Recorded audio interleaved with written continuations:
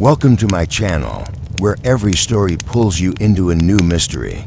Every case tests your instincts, and every clue brings us one step closer to the truth.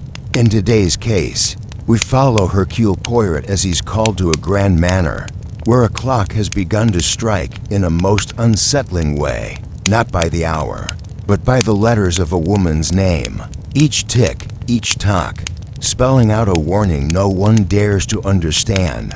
Stay with me till the end, because when Poirot uncovers who wound that clock, he'll find that time itself was being used as a murder weapon. So, pick up your cup of tea and get comfortable, because today's case is worth every second, until the very end. Chapter 1.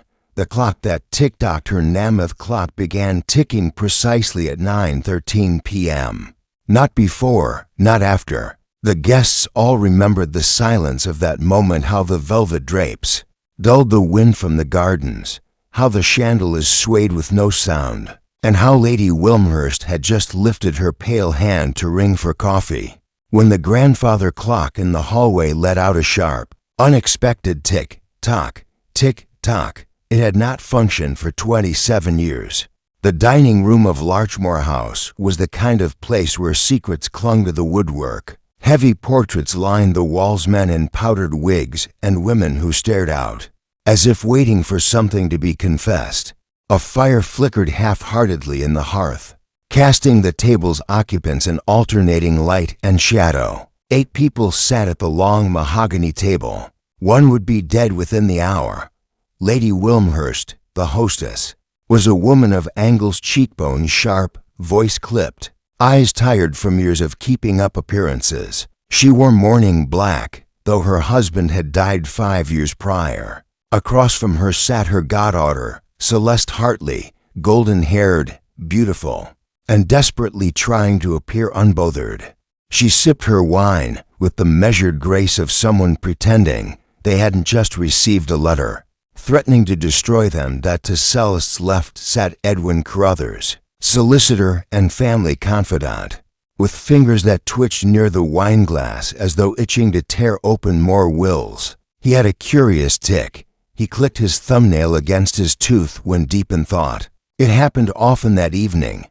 Beside him, Lady Wilmhurst's cousin, Lucien Bellemare, a French art historian with the smooth composure of a man who'd gotten away with more than he let on. His glances were small arrows aimed quietly toward Celeste. He noticed everything and offered nothing, a few seats down. Major Godfrey Pruitt leaned back with an exasperated grunt, the kind of man who considered subtlety an inconvenience. He spoke loudly and often. "That bloody clock's a nuisance," he muttered, but no one answered.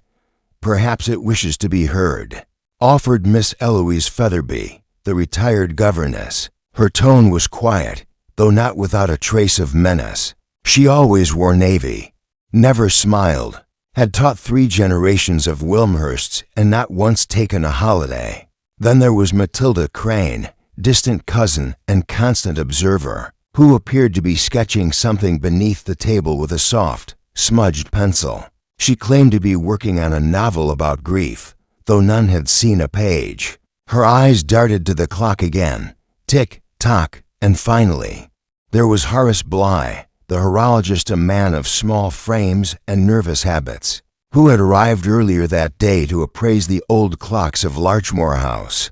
He had been drawn to the long silent grandfather piece in the hallway like a priest to a forbidden altar when it began ticking. His hand visibly trembled. Lady Wilmhurst cleared her throat. "I was under the impression, Mr. Bligh, that this particular clock was beyond repair." He looked up from his plate of untouched roast duck. "Yes, my lady, it was. I examined the mechanisms myself. They're broken. There's no logical reason for it to be ticking, none." Eloise Featherby's thin lips curved into a smile. "Clocks know things. Time has a memory. Perhaps it remembers a name." Silence fell like a velvet curtain. The clock continued. At 9:43 p.m., the maid Clarissa entered with the coffee tray. She was pale. Her hands shook. No one paid attention to her, save Poirot, He sat at the far end of the table, an invited guest. Though not well known to most of the company, his presence had been arranged quietly by Lady Wilmhurst, who had recently begun receiving unsigned notes. "The past is ticking," they said. "The hour is near." She did not believe in ghosts, but she did believe in fear. Poirot, dressed in a gray silk suit with a napkin folded into a perfect triangle, looked smaller than one might expect for a man so often whispered about in newspapers. His eyes, however, were impossibly focused like glass buttons catching firelight.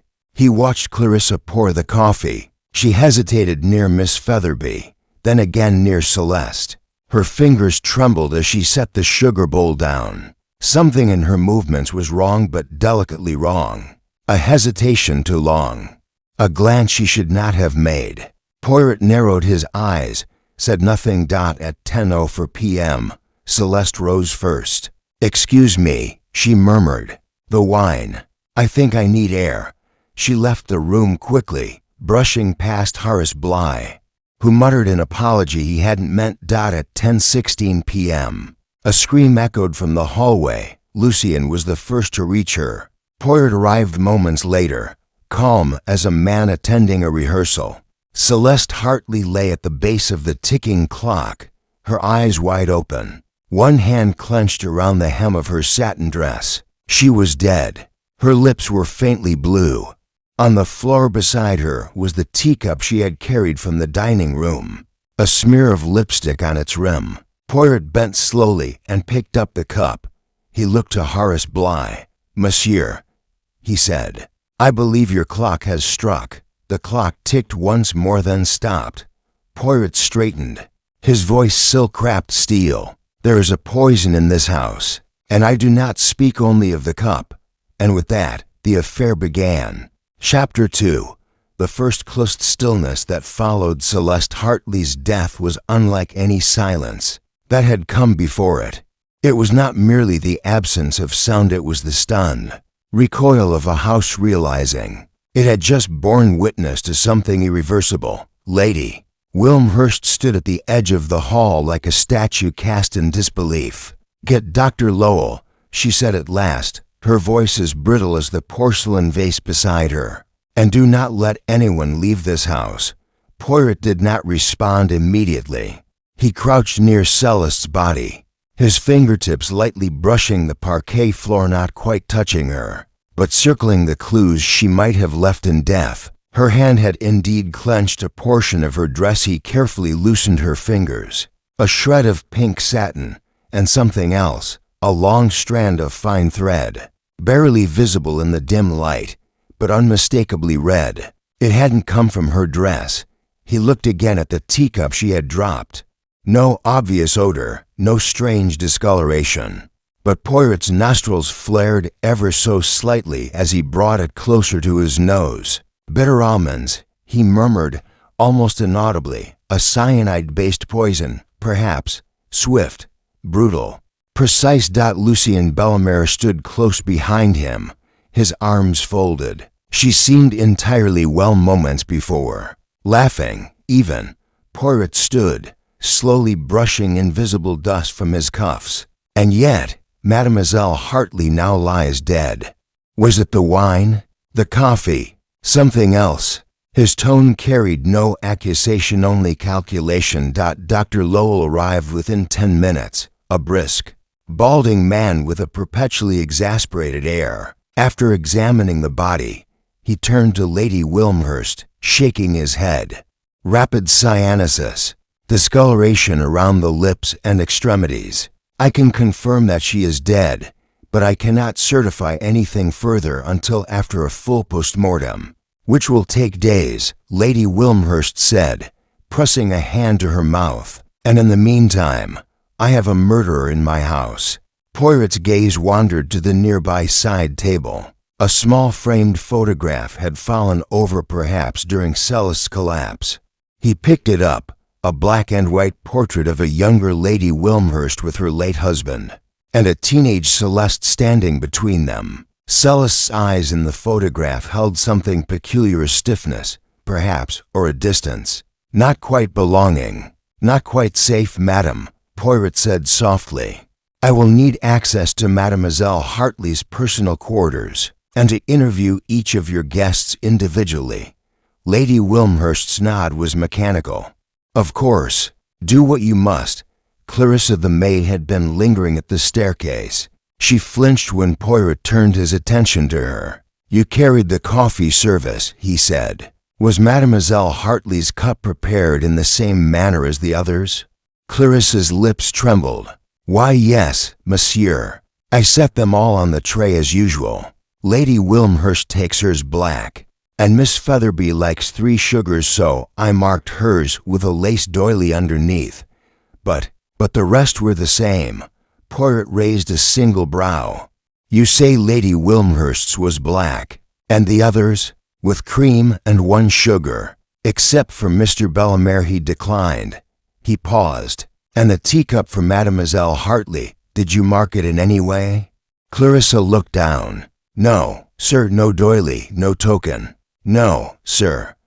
Then how did you ensure she received the correct cup? Clarissa blinked. I didn't think. She just picked one. I think it was the 3rd from the left on the silver tray. Poirot nodded. Merci, mademoiselle. That will be all for now. As Clarissa hurried away, Poirot turned to Hastings, who had stood quietly near the staircase throughout. Mon ami, Poirot said, note how the details begin to peel themselves from the surface. This is no simple act of murder, it is a carefully staged performance. Hastings furrowed his brow. But surely, Poirot, if the cups weren't marked, then how could the killer know which one she'd take? Ah, Poirot said with a small smile. Either they knew her habits well enough to predict her choice, or they were prepared for anyone to die. They moved to the drawing room, where the other guests had gathered in uneasy silence. Major Pruitt was pacing. I told you that damn clock was a warning, he spat. It's cursed, I tell you. Miss Featherby tutted softly. There are no curses, Major, just unresolved sins. Lucien turned to Poirot. Do you believe this was deliberate? I mean, perhaps it was a mistake. Celeste, she could have taken the wrong cup. Or, Poirot lifted a hand. We shall explore every possibility, monsieur, including the most uncomfortable.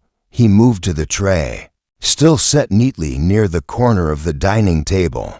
The coffee pot was half full. 7 cups, 1 empty. 1 partially drained Matilda Crane's, the rest untouched. He examined each cup's rim, noting the lipstick stains, the faint rings, the positioning. Then he turned to Matilda, whose notebook now sat closed beside her on the side table. Madam, he said gently, you are a writer, no, a student of grief. I observe, she replied. Then tell me, what did you observe tonight, before the clock began to tick? Matilda blinked slowly. Celeste was nervous. Her hand kept twitching under the table. She reached for her necklace 3 times, only she wasn't wearing one. Poirot's head tilted. Indeed, she always wears pearls, a family heirloom. She said they were her shield, but tonight they were gone. Perhaps she felt she no longer needed protection, Miss Featherby said quietly. Or perhaps she finally realized it could not protect her. Poirot let the remark hang. As the room descended once again into silence, the wind outside picked up. A window somewhere moaned softly in protest. Poirot looked once more to the hallway. The clock stood mute, but its voice still echoed in the air. Tick, tock, tick, time. Poirot thought, had spoken. Now, it was up to him to understand what it had said. Chapter 3. The Gathering of Suspects. Morning. The rooms of Larchmore House had grown taut with suspicion. Breakfast was a strained affair. The sun slanted through the tall windows of the morning room, illuminating the toast crumbs and untasted coffee that littered the table. No one ate much. No one spoke unless spoken to. Lady Wilmhurst sat at the head of the table, her spine rigid, her teacup held with a trembling grace. The events of the night before had left her face drawn and her complexion ashen, yet her presence remained commanding. I trust, Monsieur Poirot, she said carefully. You have a plan to uncover who has done this. It cannot be allowed to fester in the air like mildew. Poirot inclined his head from the other end of the table. Indeed, madam. It is always my method to clear the mildew from the corners. One does not merely open windows. One must scrub the surfaces, no. He dabbed his lips with a linen napkin and stood, clasping his hands behind his back. This morning, I shall begin with individual interviews. Not interrogations, non. Only conversations. But I ask that no one leave the house, and that no one confer too closely with another, Bean? We must allow the truth to rise as cream in the milk. The Major scoffed into his napkin. Cream rises, yes, but lies sink and stay there. Not if stirred, Poirot replied softly. The guests were dismissed, and one by one, they were summoned into the small blue study off the main hall, a room lined with books. Lady Wilmhurst admitted she had never read. Their leather spines more decorative than informative. First came Lucien Bellemare. He moved with quiet poise, folding himself neatly into the chair opposite Poirot, legs crossed, hands resting lightly on the arms. A tragedy, he murmured. Celeste was delicate, yes, a soul like a candle in the wind. Yet you did not rise when she collapsed, Poirot said. Lucien blinked. I did. Only a moment after. Shock, perhaps. She and I were. We had a certain history. Nothing recent, of course, but I knew her in Paris, years ago, romantically. Lucien hesitated. Briefly. She ended it. Or rather, I believe she intended to. But she returned here to England not long after. I heard nothing for years. Poirot studied him. And when you saw her again, Lucien's smile was faint and tight. We pretended to be strangers. It was easier. Easier for whom? Lucien didn't answer. Poirot let the silence linger. Next came Eloise Featherby. She entered with a serenity that unnerved even Poirot, her hands folded neatly over her navy skirt, her eyes unreadable behind round spectacles. You may ask, she said before he could speak, but I doubt I can be of much help. I taught that girl. She was clever, in a quiet, slippery way. You did not like her. She needed attention too badly, Featherby said flatly, but not from books. She wanted admiration, validation. She would provoke her father simply to be noticed. After he died, she flitted between benefactors, Lady Wilmhurst among them. But a child who learns early how to manipulate affection never really stops. Poirot leaned forward slightly. Did she manipulate yours? Certainly not. I am immune to flattery and to guilt.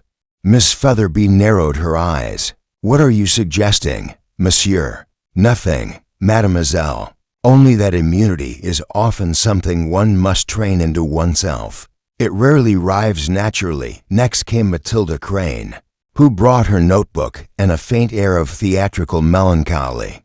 She sat before Poirot and turned the pages slowly, revealing sketches: Celeste sipping wine, Celeste touching her temple, Celeste standing beside the clock.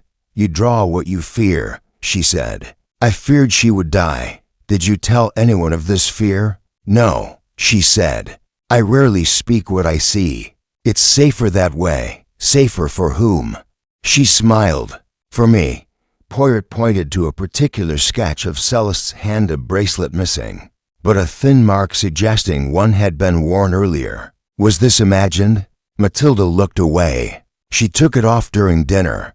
I saw her slip something into her handbag, beneath the table. Do you know what it was? A chain, with a small vial, like a perfume pendant. Poirot's brow lifted. Interesting. Thank you, madam. The interviews continued with Horace Bly, who fidgeted from the moment he entered. I didn't do anything, Monsieur Poirot, he insisted. I swear it. I don't even know the girl. I came here for the clocks. Poirot folded his arms. But the one that began to tick, the one declared beyond repair, it ticked at the moment of a murder. That is a most precise coincidence. I didn't touch it. Horace's voice cracked. I examined it, yes, but I couldn't fix it. I told Lady Wilmhurst that. Its mechanisms rusted through, there's no pendulum swing, the chime gears are stuck, and yet, it started ticking. He stared at Poirot, wild-eyed. You think I did something unnatural, but I didn't. I'm not clever enough for murder. Many murderers are not clever, Poirot said, rising, but they are desperate. Finally, he interviewed Major Pruitt, who thundered into the study as if trying to chase the ghost of Celeste out with his boots. I don't like being questioned like a criminal, he began. You are not being questioned, Poirot replied. You are being observed. The Major bristled. I barely knew the girl. She was far too modern for my tastes. Always looking at phones, playing music that didn't sound like music. You know the sort. Poirot tilted his head. Yet you were heard arguing with her 3 nights ago. Something about decency and reputation. Pruitt's face darkened. She made an accusation. Said I was the reason her inheritance was being delayed. Rubbish. I had merely asked Lady Wilmhurst whether it was wise to bestow a fortune on someone so volatile. She changed moods like the wind, laughing 1 minute, biting the next. It wasn't healthy. Poirot made a small note. Merci, Major. That will be all.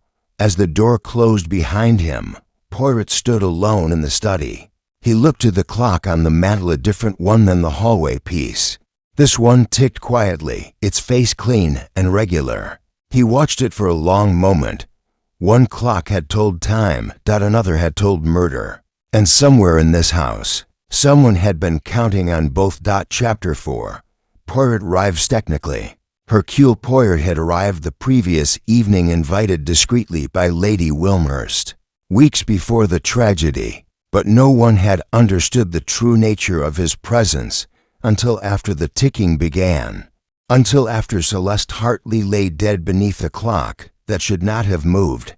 Now, on the morning following her death, Poirot truly arrived. Not in pomp or dramatic flair, he required no audience for that. His arrival was in method, the quiet claiming of a house with his mind. He walked slowly, with precision, eyes roaming along cornices and mantelpieces, taking in dust patterns, finger marks, mismatched picture frames. He listened not only to voices but to silences. He moved like a needle, stitching together a fabric no one else yet knew existed. Lady Wilmhurst found him in the portrait gallery after his morning interviews. Her face, still lined with fatigue, had taken on a sharper cast. You've spoken to everyone. I take it. Yes, madam, Poirot said gently, hands folded behind his back. And they have all spoken to me, some truthfully, some carefully, some not at all. Will you be notifying the police? Poirot turned toward a long ancestral portrait, a Wilmhurst patriarch painted in dark oils, gazing over an imaginary battlefield. Of course, the local constabulary has already been summoned, but you did not bring me here because you wished to let the law handle this, did you? Her expression twitched. The law is useful in principle, but you are, how shall I say, more precise.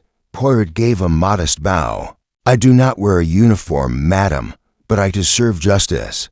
Only I wear it tailored. She didn't smile. You believe someone in this house poisoned her. Poirot turned from the painting. No one else could have done so. The circle is closed. The cup was on the tray. The poison was likely introduced either just before or just after serving. It was an act both intimate and premeditated. And you think it was meant for her? Poirot paused. I am not yet certain. Mademoiselle Hartley was not universally adored, but she was not, on the surface, an obvious threat to anyone. If the cup was random, then anyone could have died. That suggests one kind of mind. If it was deliberate, then it reveals another. Lady Wilmhurst's voice dropped. If you are implying that someone in my family would resort to murder, Poirot lifted a single finger. I imply nothing. But the past, madam, it does not remain politely in the drawing room. It spills into the present, into the china cups, into the air. She looked at him long and hard, then turned on her heel and left. Poirot remained in the gallery, studying the faces and frames, generations of Wilmhursts, each stiff with oil and time. Somewhere in the genealogy, he thought, were seeds, pride, inheritance, secrets, buried motives. It was Hastings who found him half an hour later. "The police have arrived," he said, a little breathless. "Inspector Rivington, I believe. Looks like a fox terrier in uniform." Poirot chuckled softly. "Excellent. Let us meet this terrier." In the main drawing room, Inspector Rivington stood with his arms crossed, examining a notepad with obvious discomfort. A lean man with thinning hair and thick eyebrows. He exuded a certain mistrust of anything not written in his handbook. "So," he said as Poirot entered, "you're the fellow Lady Wilmhurst brought in. Belgian, yes." Poirot gave a small bow. "Correct. Hercule Poirot, at your service. And you are the Inspector Rivington I've heard of, efficient, methodical, and admirably fond of proper procedure." Rivington blinked. "Quite. Well, yes, that's me. Though I don't usually have to take over a case from someone already in the middle of it." "You do not take over, mon ami," Poirot said kindly. "You and I work parallel," Rivington snorted. "To detectives in one house. Let's hope we don't solve each other." Poirot offered a gracious smile. "I am rarely mysterious." The inspector closed his notepad. Victim's name was Celeste Hartley. Died during coffee. Body already sent for postmortem. Doctor suspects cyanide. "You believe the poison was in the coffee?" "I do," Poirot said. "But the method is less important to me than the intent. Why someone wished her dead, that is where the truth resides. You think this is personal?" Poirot nodded. "It nearly always is." Rivington looked around at the assembled guests, who had been summoned once more into the drawing room. They stood in uneasy groupings, Lucian by the fireplace, Featherby in a wing-back chair, Matilda scribbling faintly on the margins of a newspaper. The Major paced like a lion. Poirot stepped forward, addressing them not as an accuser but as a conductor tuning an orchestra. "Monsieur et mesdames," he said, "you are all still in mourning, yes? But it is now that the work begins. I must ask you to be patient and truthful and precise, because the truth, like poison, is often colorless but never without effect." He turned to Horace Bly. "Monsieur, I must again speak with you regarding the clock." Horace paled. "I already told you I didn't fix it, but you were near it. You examined it. Tell me, if someone were to tamper with it, could it be made to tick for a brief while, just long enough to draw attention?" Horace hesitated. "Theoretically, yes. If you gently nudged the pendulum and applied a tiny amount of oil to the gears, it might tick, but only briefly, and only if someone had intimate knowledge of the workings. Someone like yourself?" "I wouldn't." Horace's voice cracked. Poirot simply nodded. "Very well." The group dispersed again, some muttering, some silent.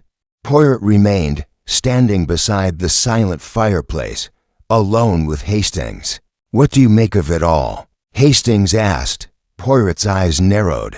Someone wished her silenced.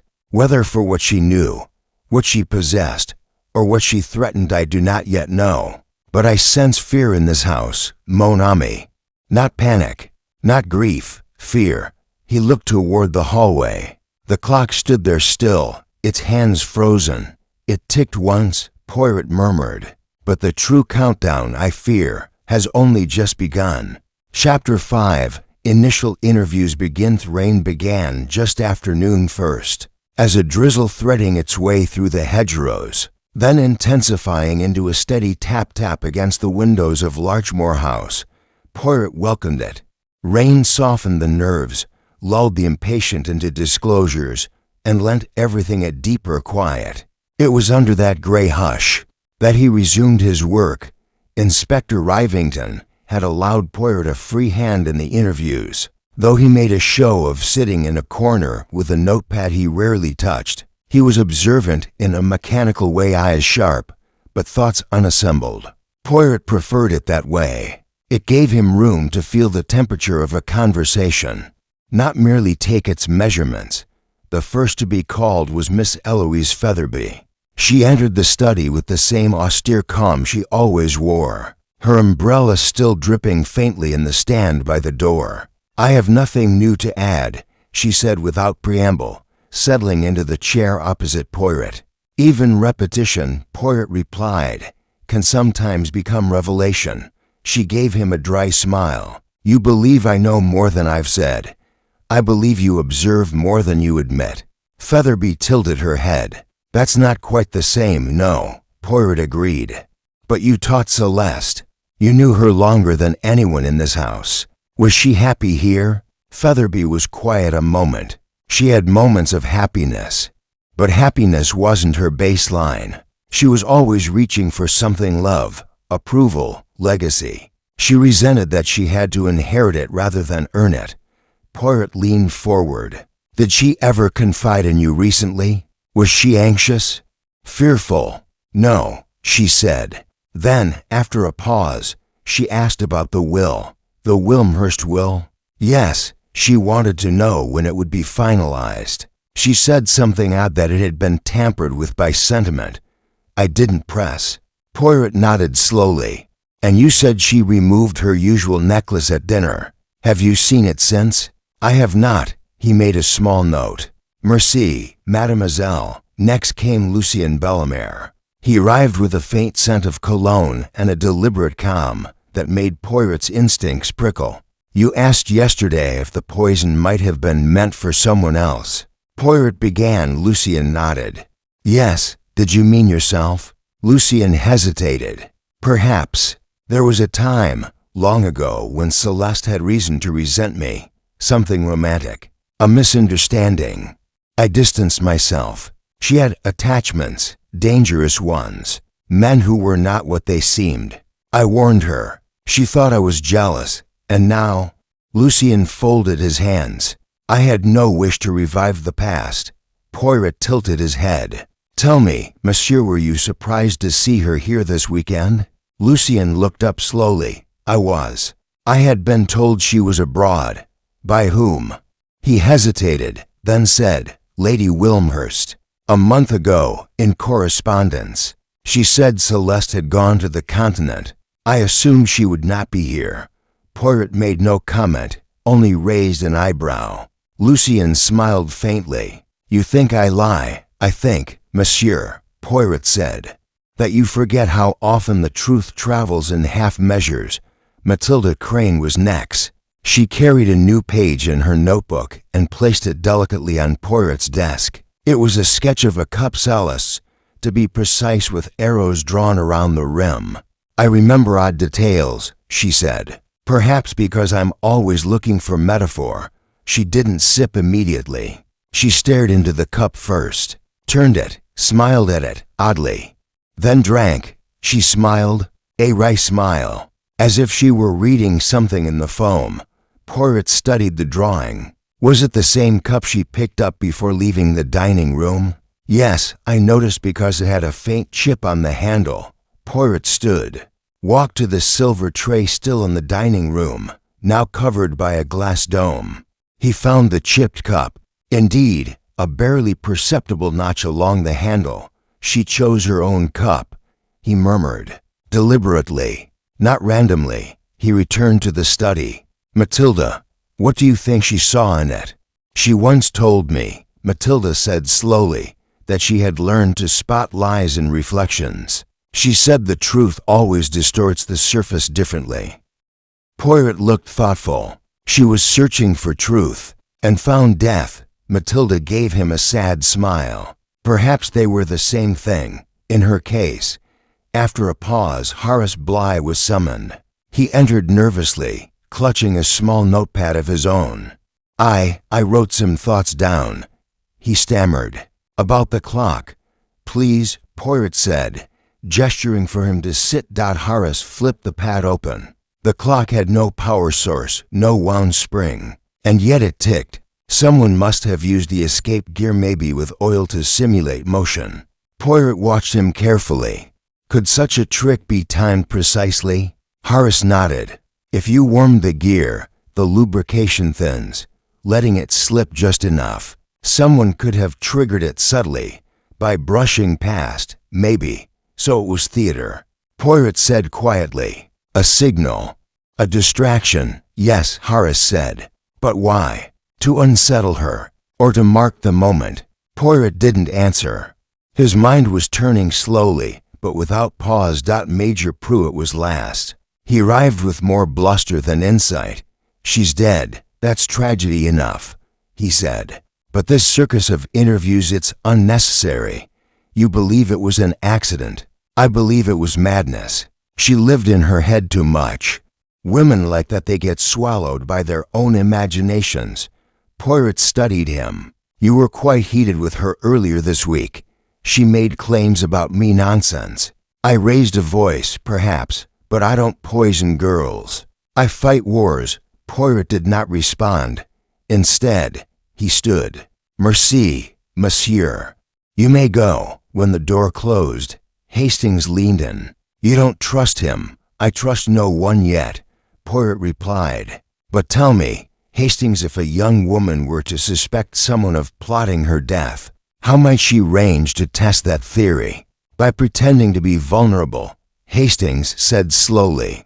By baiting the trap, exactly.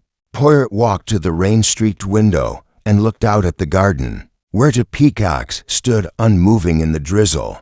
Celeste Hartley, he said quietly, may not have been a victim who was caught, but one who stepped knowingly into the snare, and outside, somewhere in the hedgerows and turning shadows of Larchmore. The truth waited, growing darker with the rain. Chapter 6. The first false Ledby. Late afternoon. Larchmore House felt more like a stage than a home. The air was too still, the walls too listening. Poirot moved through it all as a conductor of silence, each step purposeful, each glance a question. And then, as often happens in such cases, a thread too neatly placed began to tug at its own unraveling. The postman arrived at 3 o'clock. The staff knew better than to interrupt, but Clarissa brought the bundle to Poirot directly. Her hands half curled with tension. This one's marked urgent, she whispered. Came by hand. Poirot turned the letter in his palm. Heavy cream stock, sealed in red wax, with an unfamiliar crest. He broke it open and unfolded the contents. A single sheet, a typed note. If Celeste Hartley is dead, then justice is too late. But know this, the man who delivered the poison wears a uniform not of war, but of habit. He walks with medals, but his hands are not clean. I watched from the garden. He did it. Ask about the teacup he touched.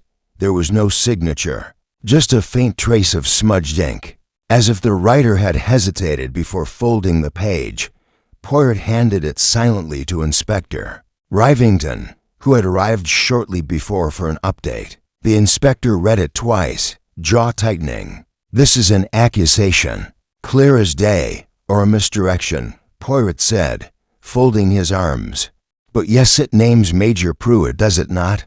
He wears a uniform, after all. He does. Though whether out of pride or to hide something is another matter. They found the Major in the library, a glass of sherry in his hand and an open volume of naval history before him. Poirot gestured to the chair opposite. Major, forgive the intrusion. You're always intruding, Poirot, he said, setting down the glass. That's your job, I suppose. A note has arrived, an anonymous one. It claims that you touched Celeste's teacup before it was served. Pruitt's eyes narrowed. I did no such thing. Poirot tilted his head. Are you certain? Perhaps in passing. A careless brush while the tray was being moved. The cup was not marked, but she chose it precisely. If someone wanted her to take that one. Pruitt stood sharply. Now, hold on. Are you suggesting I arranged that? That I poisoned a girl in front of a roomful of people? Someone did, or someone wants it to appear that way. Rivington stepped forward. "The note suggests you have something to hide, Major, that your hands are not clean. Would you mind explaining where you were in the moments just before the coffee was served?" Pruitt barked a short laugh. "I was in the dining room, same as everyone else. I spoke to Lucien about that ridiculous sculpture in the conservatory." "Ask him." "We shall," Poirot said calmly. "But one more thing, did you see anyone else near the coffee tray before Clarissa brought it in?" The Major hesitated. "No. Or rather, I suppose Matilda walked past it. She hovered around the sideboard a lot." Poirot's eyes gleamed. "Thank you, Major. That will be all for now." As he exited the library, Poirot turned to Hastings, who had been watching quietly. "Do you see it?" "I see a man with motive and no charm." Poirot smiled faintly. "Yes, but charm is rarely a shield against guilt. What matters is opportunity and control." Rivington joined them in the hall. "Do you believe the note?" Poirot tapped the paper. "It is too neat, too dramatic. The language is theatrical. Justice is too late. He walks with medals. This is not the voice of someone seeking law. It is someone composing a performance. You think it's false? I think it is bait. And I never bite too quickly." Still, suspicion grew. That evening, the house stirred uneasily. Conversations shrank to whispers. Even Lady Wilmhurst seemed on edge, her hands tightening on the arms of her chair whenever Pruitt entered a room. At dinner, no one touched the coffee. Poirot watched the dynamics unfold, the way Lucien's eyes flicked toward Matilda, how Clarissa kept glancing nervously at the silver tray, how Featherby traced an invisible circle on the tablecloth with her thumb. Afterwards, Poirot took Clarissa aside in the butler's pantry. "You handled the tray yesterday," he said gently. "And you delivered it." She nodded. "Did the Major come near it?" She bit her lip. "He stood near the sideboard, but he didn't touch anything. At least not while I was watching." Poirot leaned closer. "Is there something you're afraid to say?" She hesitated, then whispered. "There was a moment when I went to fetch the sugar bowl from the kitchen. I left the tray unattended just for a minute. When I returned, it looked shifted. The cups weren't exactly how I'd placed them. I thought I'd made a mistake. But now, who was nearby?" She swallowed. "Matilda Crane." Poirot's expression did not change. "Merci, Clarissa." Later, in his guest room, Poirot sat with Hastings beneath the low yellow light of the bedside lamp. The clock ticked softly on the mantel. "She is a careful killer, Hastings," Poirot murmured. "Celeste?" "No, her murderer. She was reckless, perhaps, but the one who silenced her was precise. The poison was fast, the timing theatrical, the note misleading. And now the first false lead has been planted clearly, purposefully." "You don't think the Major did it?" "No," Poirot said simply. "But someone wants us to." Hastings frowned. "But if Matilda tampered with the tray, why point to Pruitt?" Poirot's eyes narrowed. "Because the real killer knows how we think. They know the house's tensions, its little resentments. They do not wish only to hide, they wish to direct." Outside, the rain had paused. The moon pressed faint silver onto the garden paths. Poirot stood and drew the curtains. "Someone," he said, "is crafting a narrative. But sooner or later, Hastings, they will forget one detail, one inconsistency, one truth that does not fit the story." He turned, his eyes sharp as glass. "And then, mon ami, the unraveling will begin." Chapter 7. The psychological gamete was just after dawn when Poirot began to play his game, not with dice or cards, but with pauses, silences, and carefully chosen words. Psychological pressure, when applied subtly, can unravel even the most carefully curated composure. And Larchmore House, heavy with layered tensions, was fertile ground for such unraveling. Breakfast was again quiet, save for the occasional clink of spoon against china. The guests took their seats as if summoned by fate rather than hunger. Poirot, freshly shaven and sharply dressed, appeared last, his small frame cutting an elegant shape in the doorway.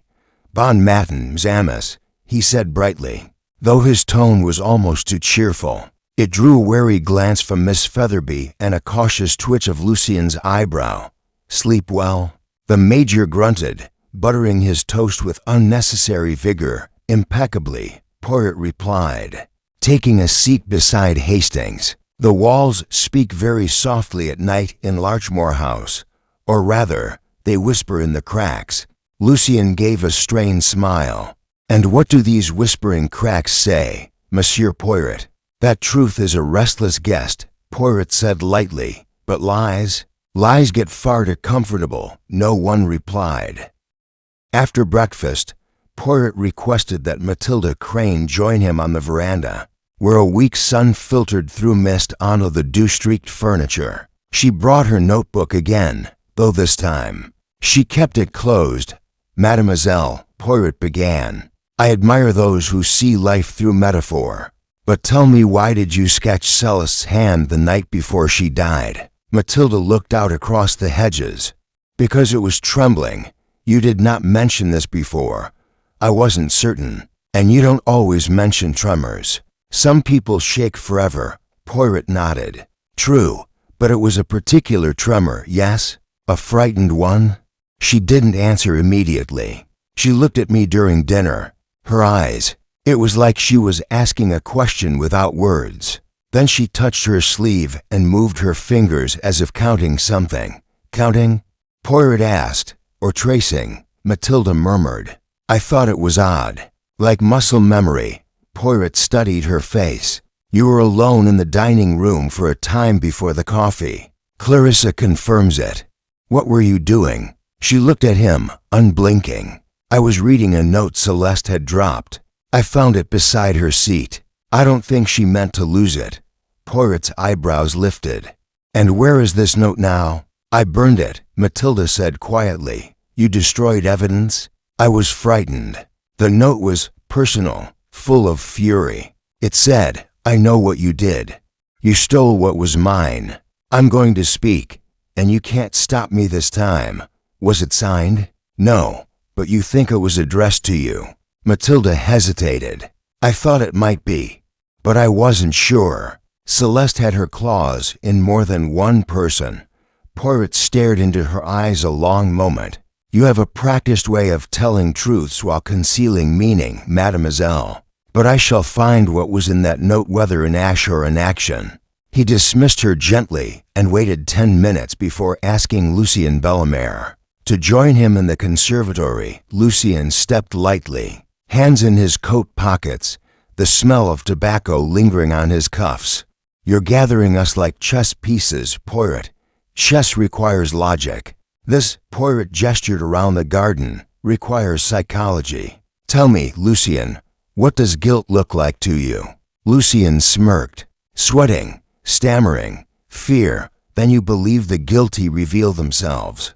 "Always." "Then," Poirot said softly, "do you know what fear looks like in you?" The smile faltered. Poirot stepped closer. "You told me Lady Wilmhurst said Celeste was abroad, but Lady Wilmhurst denies ever saying this. She claims you already knew Celeste was to be present, and that you asked to attend after receiving the invitation list." Lucien's jaw tightened. "So," Poirot continued, "either you lie, or she does. And Lady Wilmhurst has no reason to invent that correspondence." I wanted to avoid confrontation. Lucien said finally, "I hoped she wouldn't come." "You hoped," Poirot repeated. "Or you feared?" Lucien said nothing. Poirot allowed the silence to stretch, then asked gently, "Was it money, Lucien? Or something else? Celeste once called you a collector of women's stories. What did she mean by that?" Lucien's lips parted, but he did not speak. Poirot let him leave without further questions. Later, he returned to the drawing room, where Miss Featherby sat with a book she wasn't reading. He approached quietly. "Mademoiselle," he said, "may I pose a hypothetical?" "If you must," she replied, eyes not moving from the page. If you had knowledge that Celeste Hartley possessed an item of considerable value, say, something she wore regularly but that item went missing the night she died, would you not consider who might benefit from its absence? She looked up slowly. You think I wanted her necklace? Not just you, Poirot said. Several may have had reason. A vial was attached to it, possibly containing something important, perhaps a sample of the poison, perhaps something entirely else. But it is gone. Featherby's expression remained unreadable. Celeste played with fire, and someone burned her. She made enemies of her protectors. It's a dangerous thing to provoke the people who hold your history. Poirot leaned closer. Whose history did she threaten to expose? Featherby did not blink. Perhaps all of ours. That evening, Poirot reviewed his notes alone in the study. Hastings beside him, arms folded. They're all lying. Hastings muttered. Poirot nodded. Each conceals a thread. Some are petty, some personal. But someone here feared exposure. Not of the murder but of something that came before it. Celeste knew something. She hinted at it in that note Matilda burned. And perhaps in her silence, in her gestures, in the way she touched her wrist where her necklace used to be. I believe she brought it with her deliberately. As insurance, she suspected someone might act. Poirot rose and crossed to the fireplace.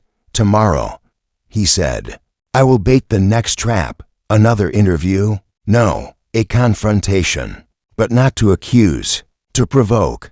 He turned, eyes bright with anticipation, for the guilty, Hastings. The mind begins to betray the heart, and once that betrayal begins, it cannot be undone. Chapter 8. A secondary mystery. It was some time past 11 the following morning when the housekeeper, Mrs. Tillett, came knocking on Poirot's door, her breath short and her face blotched with urgency. Monsieur Poirot, she gasped, Lady Wilmhurst's study, it's been ransacked. Everything's turned over. Poirot was already rising, Hastings close behind him. The two followed the housekeeper through the creaking hallway and down toward the eastern wing, where the family's private rooms lined the narrower passage. The door to Lady Wilmhurst's study was ajar. Inside, drawers hung open like broken jaws. Books had been pulled from their shelves and scattered across the rug in disarray. The top of the writing desk had been swept clean of paper, as if someone had wiped their arm across it in frustration. Most damning of all, the lockbox. Lady Wilmhurst had spoken of the one that held the most recent draft of her will lay pried open and empty. The lady herself stood near the fireplace, her face pale with rage rather than fear. I've kept that box locked for months, she said. I only ever open it to review documents. Whoever did this was looking for something very specific. Poirot stepped carefully into the room, eyes moving across the chaos with unnatural calm. You say you opened it recently. Last week. I took out Celeste's letter requesting a change to her clause. She wanted to revise the date. She'd receive her full inheritance. I declined, of course. She was to receive it when? On her 27th birthday, which was to be next week. Poirot's brows arched. Ah, so close. Yes, Lady Wilmhurst said tightly. And with her death, her clause becomes complicated. There are fallback beneficiaries. I'm not even certain which takes precedence. The solicitor, Mr. Carruthers, was to advise me. Poirot turned to Hastings. Do you recall Celeste's expression at dinner? That subtle restlessness, the odd glances at her empty neck. I suspect she had brought something here, proof of some grievance, perhaps. Something she intended to reveal before her birthday. He looked back at the open box, and now it is missing. The inspector arrived moments later, his boots tracking mud onto the carpet. Another break-in? Rivington muttered, eyes sweeping the disarray. This complicates things. Indeed, Poirot said, kneeling beside the writing desk. Though the methods are crude, the timing is not. Someone wanted us distracted. They wish us to believe this is part of the original crime. But I think not. Rivington tilted his head. You think it's new? Yes, a response. An attempt to conceal or retrieve something. Possibly something overlooked after the murder. Something Celeste left behind. As Rivington took photographs and barked questions at the house staff, Poirot's gaze fell upon a small slip of cream paper poking out from beneath the corner of the desk. He retrieved it delicately. It was half a torn envelope. The recipient's name was gone, but the sender's mark remained, a wax seal broken through the middle, and beside it, to faint initials in pencil. MC Poirot showed it to Hastings. Matilda Crane, he said softly. They found her in the south garden, seated on a stone bench sketching the bare limbs of a winter tree. When Poirot approached, she folded her notebook calmly and looked up. I heard there was a disturbance, a ransacking, Poirot corrected, of Lady Wilmhurst's study. Matilda blinked once. Was anything taken? Yes, a lockbox was emptied. Documents are missing.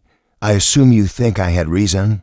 I have a fragment of envelope bearing your initials, found beneath the desk. She said nothing. You admitted yesterday that Celeste had dropped a note, Poirot continued. But this envelope, was this yours? Did you send something to Lady Wilmhurst recently? Matilda looked toward the tree again. Yes, a month ago. I sent her a letter on Celeste's behalf. Celeste was too proud to ask directly. She wanted an early release of funds to support some venture, she told me. It was a scholarship in her name. I suspected it wasn't. What did you believe it was for? Matilda met his eyes. I think she was paying someone off. Poirot felt a shiver run along his scalp. A blackmailer? He asked. Perhaps. She never said the word. But she was frightened, and when Celeste is frightened, she masks it with vanity. She had become obsessed with a piece of her past, something she said could break the house. Poirot's voice was almost a whisper. And you still have no idea what it was. Matilda's lips pressed together. She mentioned letters, not hers. Old ones, hidden. She was vague. And she said someone in the house would do anything to keep them buried. Poirot straightened, thoughts clicking into place. If Celeste had indeed discovered personal correspondence from years past, letters that implicated someone in scandal, betrayal, or crime, it would explain much. Her cryptic behavior, her apparent control over her fear, and now, the desperation to recover whatever she left behind. Back in the house, Poirot and Hastings made their way to the drawing room. The fire had been rekindled. Lady Wilmhurst, Lucian, Featherby, Pruitt, and Horace Bligh were all present, summoned by Rivington, who read from his notebook like a man unraveling his own patience. Poirot stepped forward. A new mystery joins the old, he announced, hands folded. A study ransacked, a lockbox forced, a packet of letters removed. These are not the actions of a murderer who struck with poison 2 nights ago, but someone who fears what was left behind, someone who fears that the past will outlive their efforts. Lucian cleared his throat. Are you saying the murderer returned to the scene? No, monsieur, Poirot said gently. I am saying the murderer never left. He let the silence thicken. I ask each of you to consider, who among you knew Celeste's inheritance terms? Who stood to benefit from her death immediately? Who knew she had written Lady Wilmhurst? Who believed she had proof? Horace Bligh looked up suddenly. She showed me something once. A letter, handwritten. But it wasn't addressed to her, it was old. And it mentioned the war. The war? Featherby repeated. Yes, Horace said. It mentioned a name, Pruitt. The major stood at once. That's absurd. Poirot held up a hand. No accusations, please. We gather only evidence. But in Hastings' ear, he whispered, it is always the second crime that gives away the truth. Because now, in the ruins of a broken study and the ashes of old paper trails, a different scent had begun to rise, not one of poison, but of fear.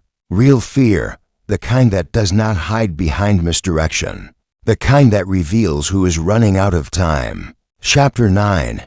Hidden Connections Thrain returned with a heavier mood that evening, drumming against the roof of Larchmore House like 100 unspoken thoughts. Poirot walked the halls with quiet steps, his eyes trained not only on people now but on relationships, patterns, what the English call undercurrents, because the truth, he knew, often lived in the spaces between people, not within them. He found Lucien Bellemare by the fireplace in the gentlemen's lounge, staring into the flames with a glass of port untouched beside him. "May I?" Poirot asked, gesturing to the armchair opposite. Lucien nodded without looking up. "You don't believe I killed her, do you?" Poirot sat slowly. "I believe you knew her better than you pretended." Lucien exhaled, then met Poirot's gaze. "She was brilliant," he said, "and difficult. She would provoke you just to see what you'd reveal. But she wasn't cruel, not really. She was frightened." "Of what?" "Of being discarded. Like her mother." Poirot tilted his head. "You knew her mother?" "A little. She was once the companion to Lady Wilmhurst before Celeste was born. When her mother died, the Wilmhursts took the girl in as a ward, but she was never truly family. There was always a divide." Poirot steepled his fingers. "And her father?" Lucien looked into the fire again. "Rumors. He was married to someone else. A scandal that never fully formed." Poirot nodded slowly. "And yet she was to inherit a generous sum." "Yes, Lady Wilmhurst had a soft spot for her. But I think she also felt guilt." "Guilt?" Poirot repeated. Lucien gave him a sideways glance. "You should ask about the winter of 1907. There was a fire. Something was lost. Perhaps someone." Poirot said nothing, but his mind moved sharply. Later that evening, Poirot requested that Lady Wilmhurst join him in the music room. She arrived in a dark gown, hair pinned tight, her movements precise. "You wish to speak further?" she asked, not sitting. "Yes, madam." "About Celeste's mother." Lady Wilmhurst blinked once. "Her name was Genevieve. She came to me after my own daughter was born. She was a nursemaid, soft-spoken, French, I believe. She died when Celeste was only 4. Pneumonia. She lived here. For a time." Poirot observed her carefully. "Lucien suggests that Celeste was never truly family, that there was a fracture in her belonging." Lady Wilmhurst's hands tensed slightly. "I did what I could for her. She was spirited, quick-tempered, but bright." "Was she your daughter's age?" "My daughter died young," Lady Wilmhurst said. Her voice clipped. "A fever. At 6. Poirot's eyes narrowed slightly. "Then Celeste grew up in the shadow of that absence." Lady Wilmhurst didn't respond. "But there was more, wasn't there?" He continued gently. "The fire in 1907. What was lost?" She looked at him sharply. "You've been speaking to people who remember too much, or not enough." Lady Wilmhurst finally sat.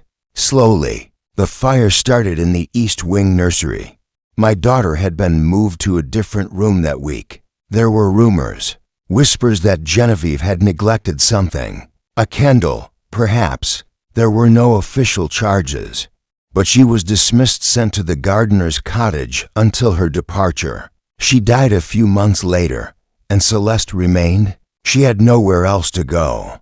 My husband arranged for her to stay as a ward, but I never quite looked at her the same. She reminded me too much of everything that had been broken." Poirot was silent for a moment. "She believed she had found something, a letter, perhaps, or a diary. Proof of a secret that would alter the legacy of this house. Proof she could use." Lady Wilmhurst's face tightened. "She would never dare." "She dared quite often," Poirot said softly. "It was part of her charm." He let her go, then sought out Horace Bly. The horologist had been in the attic with a bundle of tools, inspecting a broken mantel clock he claimed could still be coaxed into speech. He looked startled to see Poirot. "Do you need more information about the grandfather clock?" he asked. "Not today," Poirot said. "Today I wish to ask about a woman you once knew, Genevieve Hartley." Horace's eyes widened slightly. "How do you know that name?" She was Celeste's mother. Yes, I knew her. Only briefly. She lived in the gardener's cottage. I helped fix her kitchen door once. She was quiet, not quite broken, but fading. I remember thinking she looked like a woman waiting to be erased. Did you ever speak with her? Not much, but once she gave me a letter, asked me to hold it for her, told me to burn it if anything happened to her. Poirot leaned in. And did you? Horace shook his head slowly. I forgot. I found it years later. I didn't understand all of it, but it hinted at things. She named a man, a Wilmhurst. Not the lady's husband. A cousin, I think. Someone who had made promises. Left her with a child. Said she'd been betrayed. Discarded. Do you still have this letter? Horace looked ashamed. I gave it to Celeste. Last summer. She cried when she read it. Said it explained everything. And then, she smiled. Said it was time the truth was heard. Poirot felt the weight of that sentence settle into the room. So Celeste had motive, not for revenge, but for revelation. She had, perhaps, intended to force recognition, to claim a name that had been denied. And someone in Larchmore House, someone with a stake in silence, had panicked. He returned to Hastings, who was seated in the drawing room with Inspector Rivington. They're all connected, Poirot said, through more than proximity, through a chain of debts and griefs. A nursemaid dismissed, a daughter dead, a child raised in a house that refused to name her. And the will? Hastings asked. Poirot nodded. It was not just about money. It was about legitimacy, about acknowledgement. Celeste believed the documents she found would finally force that. But they're gone now, Rivington said. Stolen. Poirot gave a faint smile. Perhaps not. Perhaps they have simply moved. He turned toward the hallway, where Clarissa the maid stood quietly, holding a tray. Clarissa, Poirot said gently, would you join me in the morning room? The girl flinched slightly, but not a dot as she followed him down the corridor. Poirot's eyes gleamed not with triumph, but with understanding. The mystery had begun with a cup of poisoned coffee, but now it had grown larger than death. It had become a reckoning. Chapter 10. Poirot's secret Cluth morning room was quiet and dim, its high windows half fogged by the weight of a storm not yet broken. Poirot sat in one of the upholstered chairs, legs delicately crossed, fingers folded beneath his chin. Clarissa stood near the threshold, not yet fully inside, as if crossing that carpet meant stepping into something she could not reverse. Come in, mademoiselle, Poirot said kindly, gesturing to the chair opposite. There is no need to be afraid. I merely wish to understand something, and you, I think, are the only one who can help me do so. Clarissa obeyed, though her eyes remained low. Her apron was spotless, but her shoes were damp with morning dew, and her hands bore faint ink stains along the sides of her fingers. You know this house well, Poirot began. You know its patterns, its silences. But tell me, what did you find the morning after Celeste's death, before the police arrived? Clarissa blinked, startled. I didn't touch anything.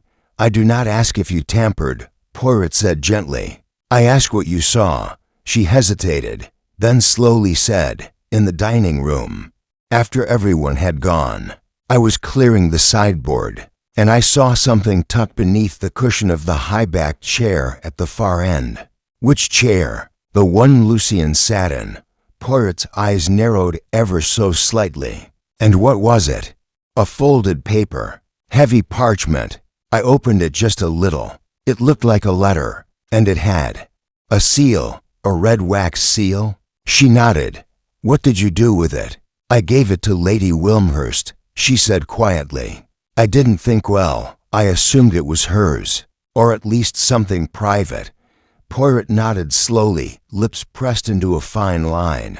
You did not consider that it might belong to Celeste? Clarissa's mouth opened. I didn't think she would leave something behind. But she did, Poirot said, and someone tried very hard to make sure it was never seen. He stood, pacing once toward the window and back. "Clarissa, I must ask you one more thing. Do you know where Lady Wilmhurst keeps her personal correspondence? Not in the study, the personal papers, the things she doesn't want her solicitor to see." Clarissa looked torn. "There's a drawer in the music cabinet. She told me never to dust it." Which meant, of course, I always did. Poirot gave a small smile. Human nature, non? Moments later, with Clarissa's nervous assistance and Hastings quietly guarding the door, Poirot opened the lower drawer of the antique music cabinet. Beneath a stack of unused sheet music, wedged between the sonatas and nocturnes, he found a sheaf of yellowed paper bound with a blue ribbon. The seal on the topmost page was broken but unmistakable. The same wax, the same crest that had appeared on the torn envelope in the study days before. Hastings leaned in. "What is it?" Poirot unwrapped the ribbon and skimmed the pages. His eyes did not widen, nor did his expression shift much, but the stillness that overtook him was unmistakable. "These," he said softly, "are the letters Celeste was using as leverage." He handed the first page to Hastings. It was dated 27 years ago. The handwriting was masculine, sweeping, and unmistakably intimate. "You know I cannot acknowledge her, not publicly, but she will want for nothing. I promise you that. What we had was not a mistake, though it must be treated like one. You were never just her nursemaid. But now, it must end." Hastings whistled softly. "So it's true, Poirot murmured. "Celeste was not merely a ward. She was blood, not of Lady Wilmhurst's husband, but of his cousin." The Wilmhurst legacy was already precarious, and a scandal like this would have fractured it. A daughter born of infidelity, hidden behind closed doors, left to be raised among the ashes. Celeste found these? She did. Horace gave her at least one, and likely she searched for the rest, piecing together the truth. She intended to reveal it, perhaps even to demand full legal recognition. Maybe she wanted more than her inheritance. Perhaps she wanted her name. He replaced the letters carefully, resealed the ribbon, and slid them into an inner pocket of his jacket. But he took one page, just one, and kept it separate. It was shorter, more recent. The handwriting is still elegant, but older, more rigid. The girl grows bold. She's begun asking questions. If she learns the truth, it will not just be her ruin, it will be all of ours. This must be stopped. I trust you understand what that means. There was no signature, but Poirot had seen enough handwriting in his career to recognize. Character through ink. Lady Wilmhurst had not written this, nor had the Major nor Lucian. No. It had been written by someone who saw themselves as a quiet custodian, someone who managed the house's rhythms without ever claiming a role of power, someone whose protection of the family had always been silent, methodical, unthanked. "Eloise Featherby, mon Dieu," Poirot whispered. He said nothing to Hastings, not yet. There was still too much uncertainty, too much fog across the path, but a new clarity was forming, like an outline behind glass. He spent the rest of the day walking the garden paths, replaying the last hours of Celeste Hartley's life, not just in action, but in intention. The way she had smiled at her cup, the way she had touched her sleeve, as if counting a rhythm, the way she had looked not afraid, but expectant. He paused near the sundial and turned to Hastings. She knew what? That someone would try to stop her. She baited them, not foolishly but deliberately. She wore no necklace, but she left behind fingerprints of intention. She wanted the letters found if she died, and they almost weren't, Hastings murmured. But they were, Poirot said, because she trusted someone would see beyond the scene. That someone would question not just the crime but its context. He drew out the single page again, held it to the light. She was clever, he added softly, but so is the murderer. A sudden gust of wind stirred the trees overhead, flinging wet leaves across the gravel path, and somewhere, In the deeper folds of the house, a door clicked shut. Time was no longer ticking forward. It was circling back.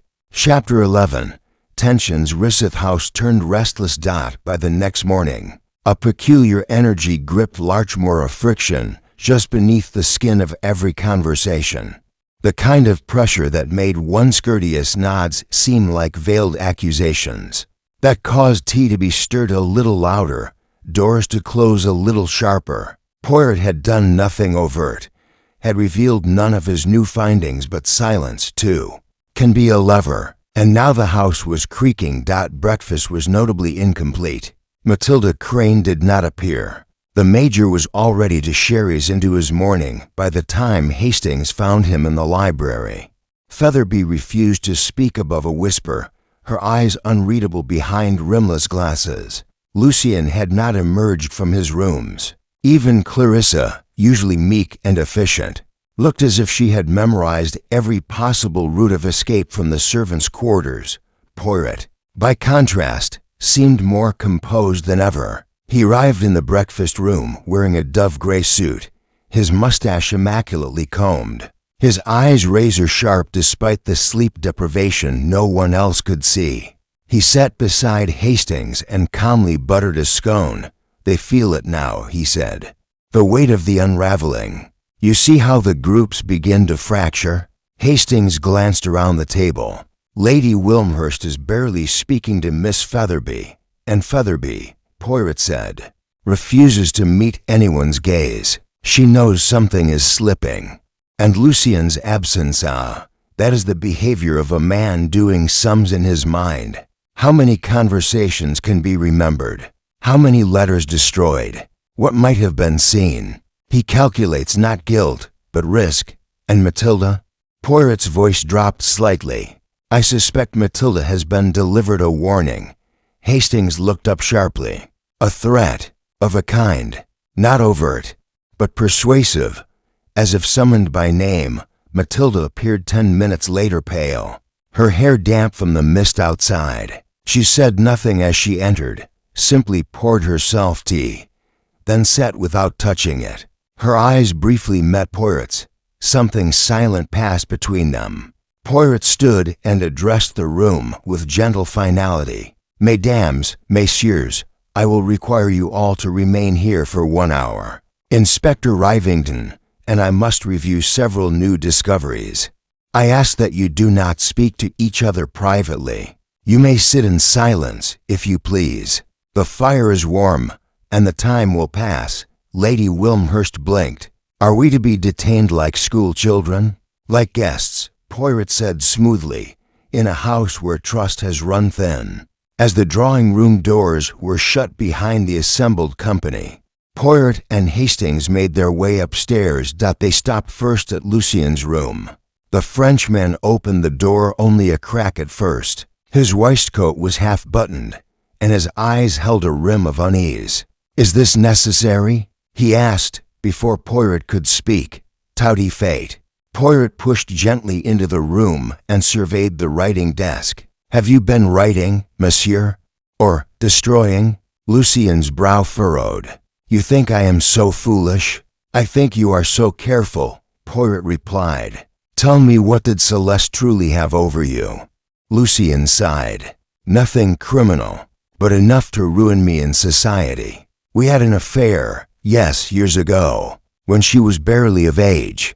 I thought she was in love. I was wrong. She had already begun collecting weaknesses, not to exploit them, at least not then. But she remembered, and I knew that if she ever needed power, she'd use what she had. Was it love?" Poirot asked softly. Lucien looked at him. "No," he said, "but it could have been. I failed her before I ever understood her." Poirot gave a slow nod, then left without a word. Downstairs, Inspector Rivington was losing patience. "We've kept them in that room for an hour," he hissed to Poirot as they reconvened near the conservatory. "Someone will crack or explode." "They are already cracking," Poirot replied. "We have only to listen for the hairline fractures." Just then, a shout rang out. It came from the drawing room. Poirot and Hastings hurried back in to find Major Pruitt standing, red-faced, while Miss Featherby sat motionless, her hands folded with practiced serenity. "She's accusing me," the Major barked. "She said I wrote that letter, that I told someone to silence the girl." Poirot raised a hand. "Calm yourself, Major. She said I wanted to cover up some ancient sin. That's libel, that is. I did not accuse," Featherby said calmly. "I said that you knew the identity of the man who wrote the letter, and that you have protected him because it serves your legacy." The Major's lips thinned. "You think I care about legacy? I have no heirs, no title left worth the name. But you do have guilt," she said softly. A tense hush followed. Poirot's voice broke it. "That is enough for now." But the tremor had begun. Each guest now sat more separately than before. The illusions of civility, the tea, the polite nods, the half-spoken agreements were collapsing. They were no longer one group caught in a tragedy. They were suspects, circling each other with concealed knives. Later that afternoon, Poirot stood with Hastings in the upstairs gallery. "They are unraveling," he said, "and it is precisely what I wished." "You mean to make them turn on each other?" Poirot shook his head. "No, mon ami. I wish them to reveal what they fear. In their attempts to shield themselves, they will point unintentionally at the one person who cannot afford to be seen. The true murderer will not turn outward. They will retreat, become still, watchful, and that's who we watch." Poirot nodded. "We." He placed a hand on Hastings' shoulder. "The moment is coming. One more piece, just one more, and the entire puzzle will shift." Downstairs, in the drawing room, Featherby sipped tea without trembling. Matilda wrote something on the corner of her napkin. Lucian studied the fire, and in the far corner, Lady Wilmhurst turned her face slightly toward the grandfather clock in the hallway, as if listening. It was not ticking, but the hour was close. Chapter 12. The Confrontation. Wind shifted that evening, less a breeze and more a creeping draft that found its way through cracks in the windows and under the doors of Larchmore House. Candles flickered with uncertainty, and even the fireplace in the drawing room gave off a wavering glow, as if hesitant to bear witness to what was coming. Poirot moved with purpose, though he spoke little. He no longer asked questions, no longer took notes. His eyes were listening now, watching, weighing. The guests knew something was coming, though none could name it. It made them speak more carefully. It made their silences louder. Dinner was a sparse affair. No wine, no coffee. Just silence broken by silverware and glances. Poirot observed them all from the head of the table, where Lady Wilmhurst had uncharacteristically seated her place. When the meal was done, he rose slowly. "Lady Wilmhurst," he said with his usual courtesy, "might I trouble you for the use of the blue study once more? There is one guest with whom I must speak privately." Her nod was curt. The others watched as Poirot led Matilda Crane into the study and closed the door behind them. She did not sit. Instead, she stood before the cold fireplace, arms folded tightly across her chest. "You know, don't you?" she asked. Poirot moved to the desk. "I know many things, but I do not yet know how far you are willing to go." Matilda's chin lifted. "I didn't poison her. None. You did not. But you moved the cup." Her eyes flickered. "I only meant to frighten her, to make her think someone was watching." She was becoming unsteady, talking about releasing the letters publicly. It would have destroyed everything. Poirot stepped closer. "She trusted you. She used me," Matilda snapped. "She asked me to deliver that first note to Lady Wilmhurst, the one about changing her inheritance clause. She said it was about charity, about building a school. But it wasn't. It was extortion. So you shifted the cup," Poirot said, his voice barely above a whisper. "You placed it in the third position. You made sure she would pick it. But the poison was already there." Matilda's voice caught in her throat. "I didn't know. I swear to you. I thought it was a trick, a bluff. that she wanted someone to panic. I thought you thought the game would scare her into silence. She nodded slowly. But she died. Poirot returned to the desk and withdrew something from his pocket. The page from the letter, the one with the cold, unsparing command. This must be stopped. I trust you understand what that means. He laid it on the desk. Matilda stepped forward. When she saw the handwriting, her breath hitched. You recognize it, Poirot said.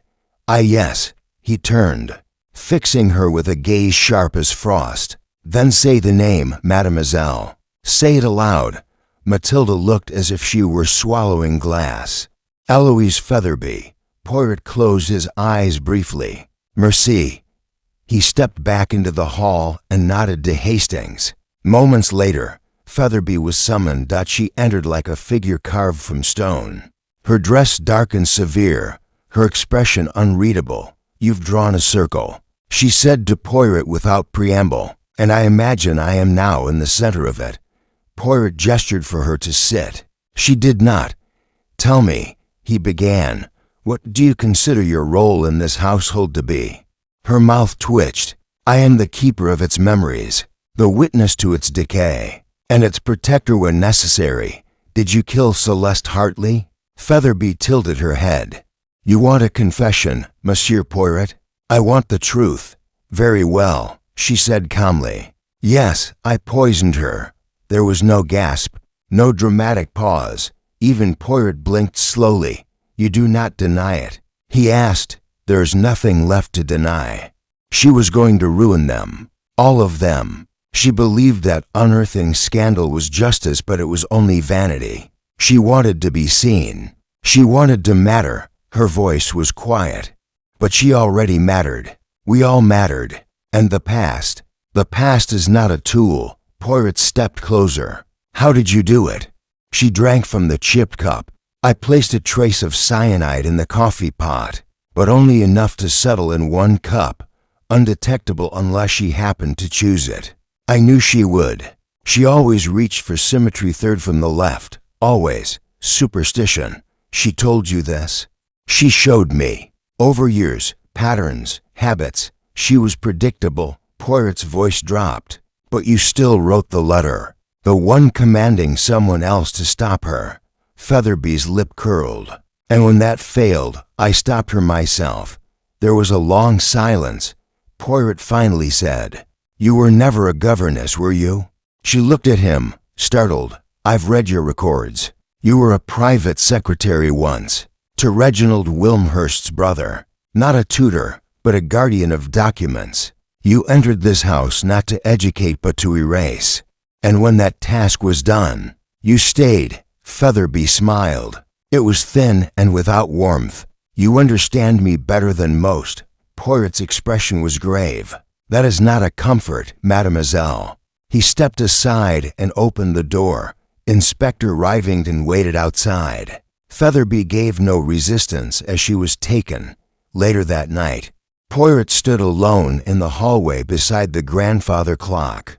It had not ticked since the night of Celeste's death, and yet, in his ears, he heard it still, tick, tock, tick, the rhythm of a life denied, the rhythm of just a slate, perhaps, but certain.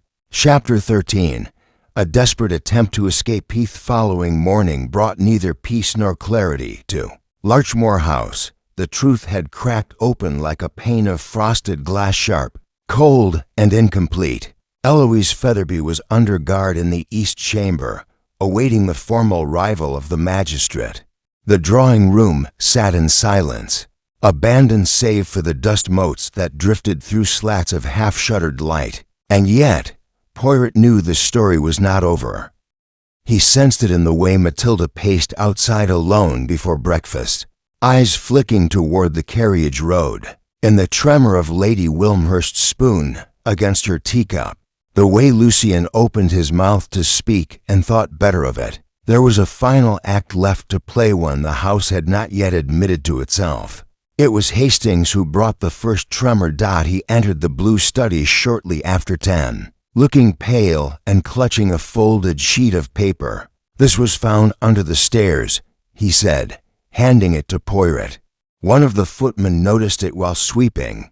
Poirot unfolded the page. It was torn roughly at the edge, hurried, unsealed. A note in clean but urgent handwriting. I must leave before the rest comes out. Eloise was not alone. There is more than one secret buried in this place. If I stay, I will be blamed too. I am not made for disgrace. L.B. Poirot exhaled slowly, then handed the paper to Hastings. Lucien Bellemare. Hastings nodded grimly. He's already gone, isn't he? Poirot rose. Perhaps, but not far. They descended the stairs quickly. The main hall was quiet. Clarissa was dusting nervously near the baseboards. Has Monsieur Bellemare left the house? Poirot asked. She startled, dropping her cloth. I don't know. I saw him near the stables half an hour ago. He had a bag. Poirot moved toward the stables with haste unusual even for him. The wind had picked up again, tugging faintly at his coat, bringing with it the scent of damp leather, and would smoke. Lucien stood beside a saddled mare, speaking quietly to a stable hand who looked uncertain. When he saw Poirot, he straightened abruptly. Monsieur, he said with a strained smile, come to admire the grounds? Poirot stopped a few feet away. It is not admiration I bring, Monsieur Bellemare, but concern. Lucien's jaw tightened. I have given you everything I know. No, Poirot said gently. You have given me fragments, and now it seems you mean to vanish with the rest. Lucien glanced toward the road beyond the trees. Eloise poisoned her. That is the truth. It is a truth, Poirot corrected. But not the whole of it. Lucien's eyes grew sharp. What more do you want from me? I want the missing letter, Poirot said softly. Lucien didn't move. The one Celeste gave you tonight before her death. The one that frightened you so badly you tried to persuade her to stay quiet. The one you burned or pretended to. She trusted you, monsieur, and you betrayed her not with poison, but with silence. Lucien turned away. I never wanted to hurt her, but you did. He looked back, eyes glistening now. She asked me to protect it, to keep it safe, but I couldn't. If that letter had come to light, if it had been published, it would have destroyed more than me. It would have destroyed Lady Wilmhurst. Then you gave it to her, Poirot said. Lucien didn't answer. He didn't need to. Poirot stepped forward, lowering his voice. Celeste was not just an heiress. She was a ghost with a heartbeat. She walked this house with a name no one gave her and a truth no one wanted. And when she finally found proof of it, she came to you for protection. Lucien looked away again. And what did you do? Poirot said, quieter now. You handed it to the very woman whose silence had defined her entire life. Lucien's voice cracked. I didn't think she'd be killed. No, Poirot said. But you feared it enough to pack your bag this morning. The stable hand had disappeared. The mare stood quietly. Reins slacked. Lucien wiped his eyes with the back of his hand. What happens now? Poirot did not answer with anger, only resolve. You will stay. You will speak what you know. And in doing so, you will offer Celeste finally a name that was hers. Slowly, Lucien let go of the reins. He walked back toward the house in silence, Poirot beside him. Later that afternoon, the full company assembled once again, this time by Poirot's request. They gathered in the drawing room as they had days before, though now the chairs were more spaced. The eyes more wary, Lucien stood beside the hearth, no longer polished, but frayed around the edges. Lady Wilmhurst sat in the high-backed chair, her composure brittle. Matilda stared into the distance. Featherby remained in the upstairs room, guarded, silent. Poirot addressed them with careful clarity. There are always two crimes, he said. The one that is committed, and the one that allowed it to happen. He turned toward Lucien. Would you like to speak first, monsieur? Lucien swallowed, then nodded. Celeste gave me a letter, from her mother. It confirmed everything she suspected, that she was the child of a Wilmhurst, not just an adopted ward but blood. The letter was meant to be shown to prove her right to the family name and you. Poirot prompted. I gave it to Lady Wilmhurst, Lucien admitted. Because I was afraid. I didn't think she'd act on it. But I didn't trust Celeste to keep it safe either. I thought if I passed it on, the decision wouldn't be mine. And so it wasn't, Poirot said. He turned next to Lady Wilmhurst. Her face had gone pale. Madam? She lifted her chin. I read the letter, and I burned it. A sharp inhalation rippled through the room. She was not a Wilmhurst. Lady Wilmhurst said quietly. She was a mistake. A burden. I pitied her. But I did not owe her more than I gave. And did you know, Poirot asked, voice like velvet over glass, that Eloise Featherby had also read that letter. Her silence was answer enough. Poirot nodded. Celeste's death was not born of madness or impulse. It was born of layered guilt, hidden truths, and the belief that protecting the dead was worth sacrificing the living. He stepped back. The circle has closed, he said. But I am not yet finished, because there was one more truth left beneath the dust, one more revelation hiding behind the tick of a broken clock. Chapter 14. The final piece falls into place. Evening fell with a peculiar hush across Larchmore House, an unnatural stillness, as though the walls themselves were listening for the final truth. The rain had ceased, and a vaporous mist clung to the hedgerows and stone paths, coiling into the glass panes like ghostly hands. Within, the guests kept to their rooms. No music played, no glasses clinked, and yet Poirot walked the house with absolute certainty. The narrative was almost complete. He paused once in the long corridor outside the gallery, where the ancestral portraits watched in oil-draped silence. One painting in particular caught his eye: Lady Wilmhurst's late husband, Reginald, captured in military regalia, the background a battlefield haze. His eyes seemed to follow Poirot as he moved, but the detective merely nodded to the past. Your house, he murmured, was built on omission. It was not to Lucien, nor to Lady Wilmhurst, that Poirot now turned. It was to the place that had first whispered contradiction into his ear, the clock. He descended the staircase and entered the hallway where the grandfather clock stood, motionless since the night of Celeste Hartley's death. He opened the glass door, ran his fingers along the casing, then pressed lightly on the wooden panel beneath the pendulum. It clicked. A false panel slid inward. Inside was a narrow hollow space just large enough to conceal a few sheets of folded parchment. And a necklace.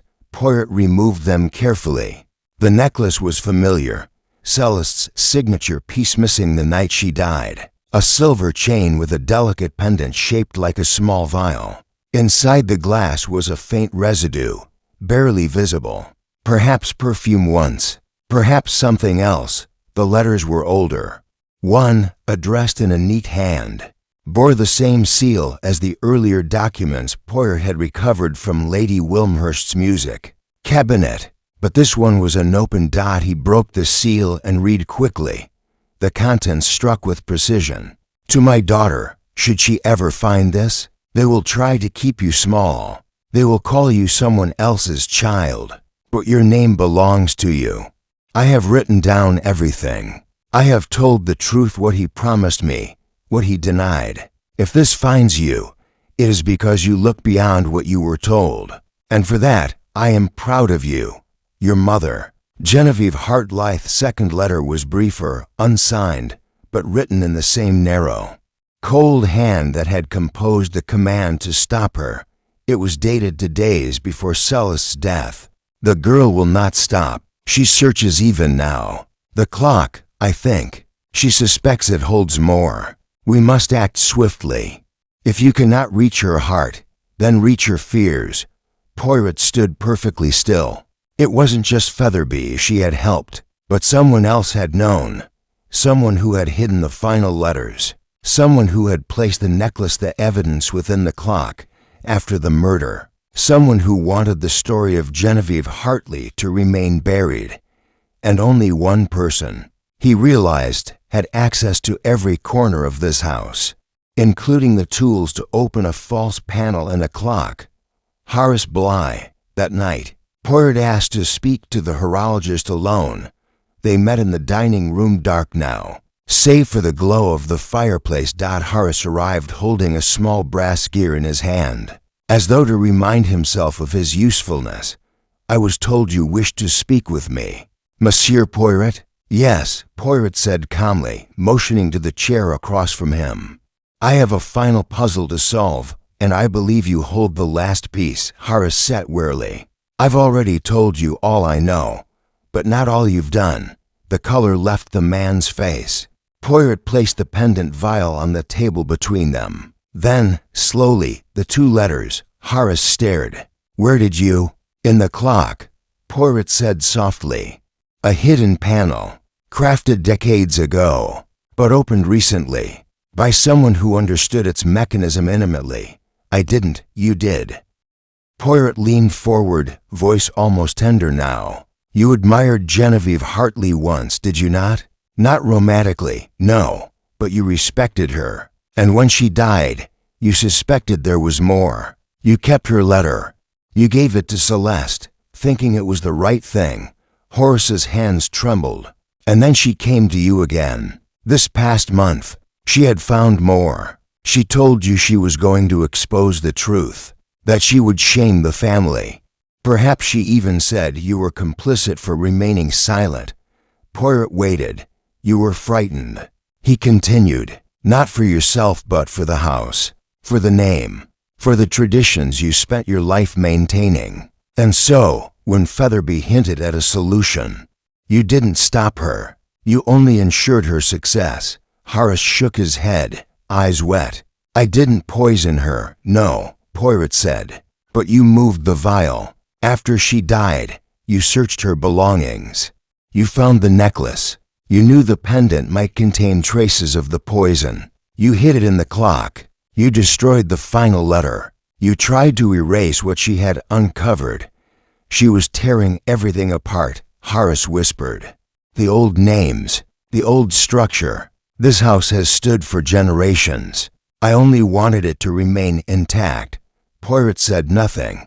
There was no victory in his face, no triumph, only grief. "You did not kill her," Poirot said after a long moment. "But you helped bury her twice." Horace collapsed into the chair, shoulders caving inward. In the hallway outside, the grandfather clock remained open. Poirot stood before it once more, then gently pressed the panel shut. The compartment clicked back into invisibility. Beside him, Hastings watched in silence. "You'll tell the others?" he asked. Poirot nodded. "Featherby will answer for the murder. But Horace, he will live with what he did, or what he tried not to do." Hastings exhaled. "It's always the quiet ones." Poirot looked to the clock face, its hands still frozen at 9:13.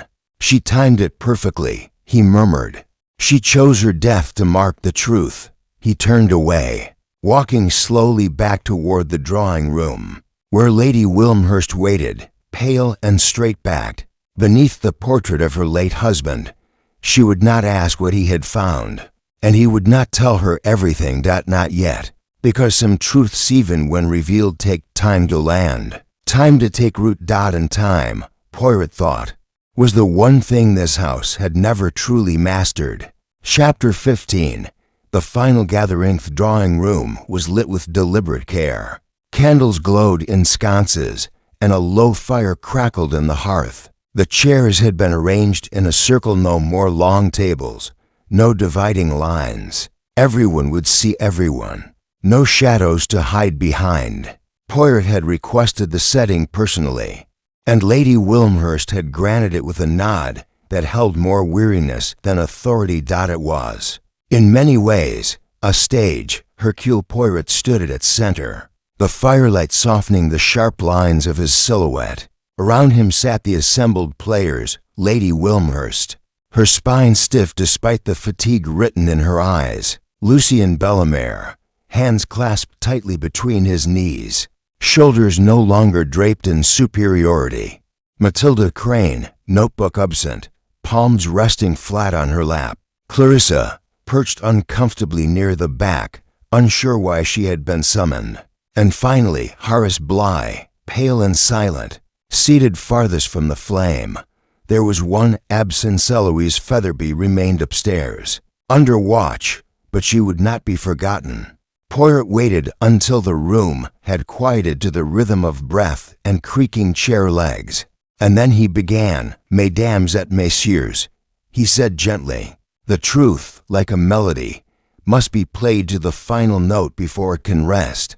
We are here because a young woman has died poisoned in this very house, among people she believed to know, among people who failed her." He paused, scanning their faces. Celeste Hartley was not perfect, but she was persistent, curious, and she was very nearly something this house was never prepared to accept, a rightful heir. Lady Wilmhurst shifted slightly, but said nothing. Poirot continued, "In recent days, we have uncovered letters, wills, and half-buried truths. We know now that Celeste was not merely a ward taken in from pity. She was, by blood, a Wilmhurst, the daughter of Genevieve Hartley and a member of this family whose name was quietly erased. Her inheritance was not just financial, it was genealogical, and she came here not to disrupt, but to claim what she believed was hers." He turned to Lucien. "She brought her proof to you, Monsieur Bellemare, and you gave it to Lady Wilmhurst, believing perhaps foolishly that discretion would bring peace. Instead, it brought death." Lucien said nothing, but his head dropped slightly. Poirot turned next to Matilda. "You moved the cup, not with poison, but with intent to frighten her. You believed Celeste's threats would splinter the fragile order of this house." Matilda gave a single, stiff nod. "I was wrong." Poirot let the silence fill the room again, then gestured to Clarissa. "You, Mademoiselle, bore witness to more than you understood." The tray was unattended for only a moment, but it was enough. Someone introduced cyanide into the cup Celeste would take. A deadly prediction based on routine. A calculated murder. Clarissa's breath hitched audibly, and that person, Poirot said, was Eloise Featherby. A whisper ran through the room. Though no one appeared surprised, she confessed. Poirot went on. She believed her act a form of protection of legacy, of silence, of structure. But murder does not preserve. It corrupts. She hoped to silence Celeste's story forever. Poirot's voice grew quieter. But there was another hand, one who helped bury what Celeste had risked her life to uncover. He turned at last to Horace Bly. "You did not poison her," Poirot said gently, "but you destroyed her chance at justice. You hid the vial.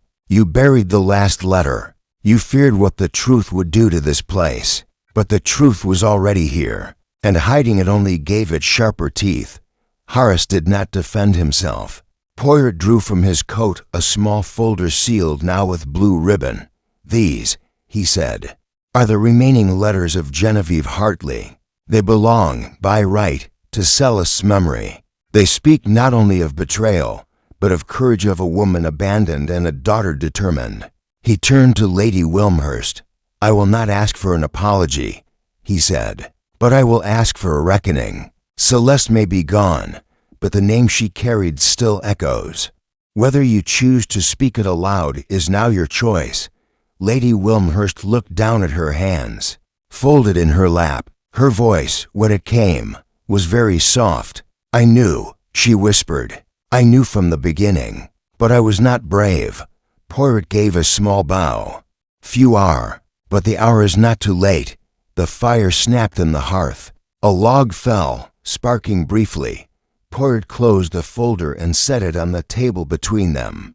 "Tomorrow," he said, "the magistrate will arrive. Eloise Featherby will be taken into custody. But this evening, this is yours. This house is no longer a secret. What you choose to do with it, I leave to you."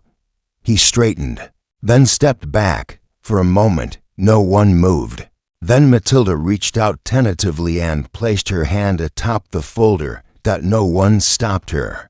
Poirot turned from the circle and walked toward the doors, Hastings falling into step beside him.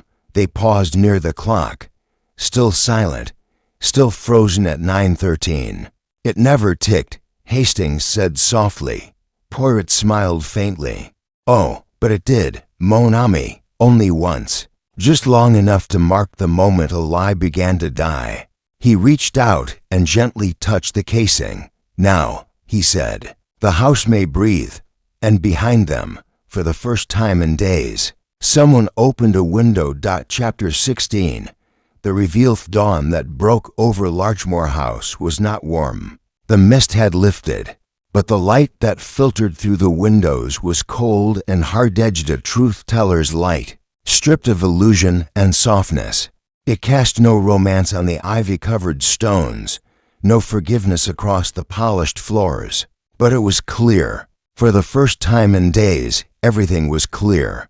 Poirot stood in the central hall at precisely 9 o'clock. The house was still, but not silent somewhere.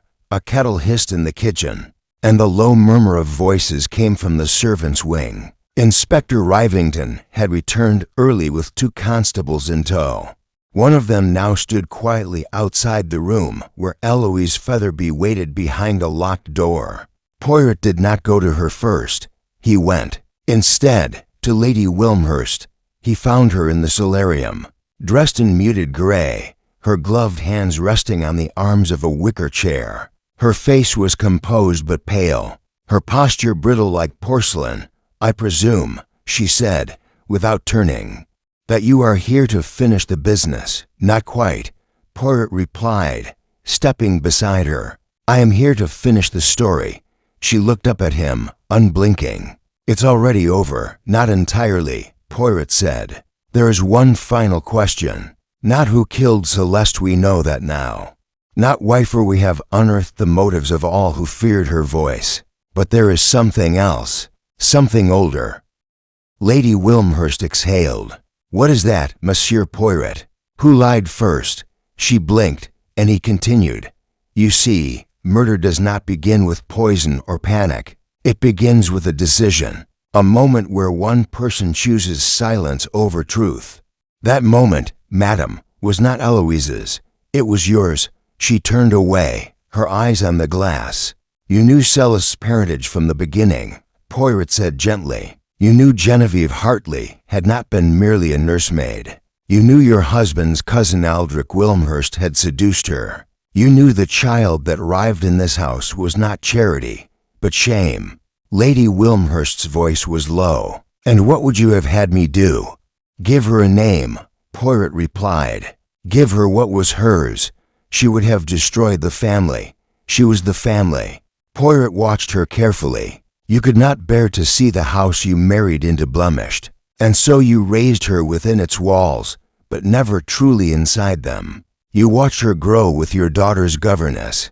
You denied her pearls, but gave her just enough to stay grateful, until she stopped being grateful. Lady Wilmhurst looked down. I told myself I had done enough.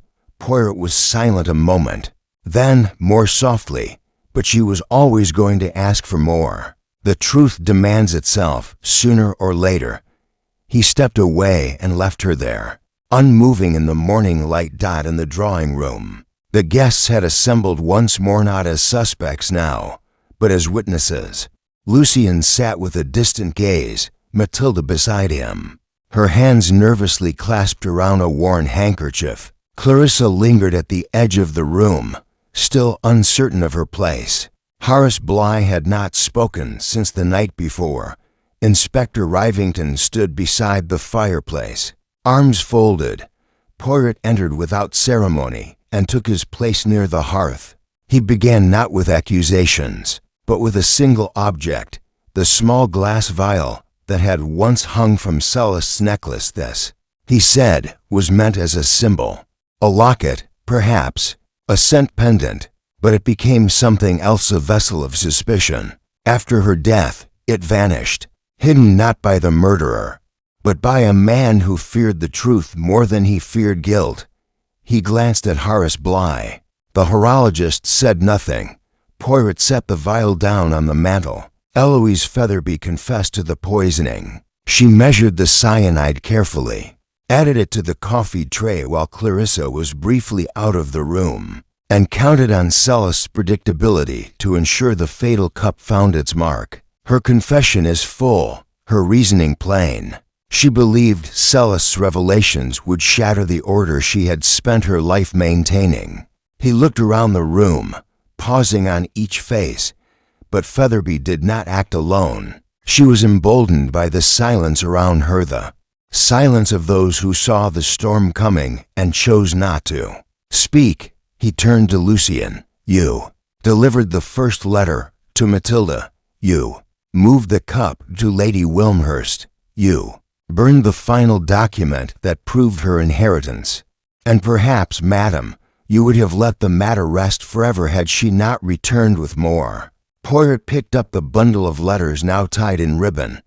These are all that remain. Genevieve's voice, Celeste's proof, the legacy that everyone here tried, in one way or another, to suppress. He placed them carefully on the table. Then, for the first time, he sat.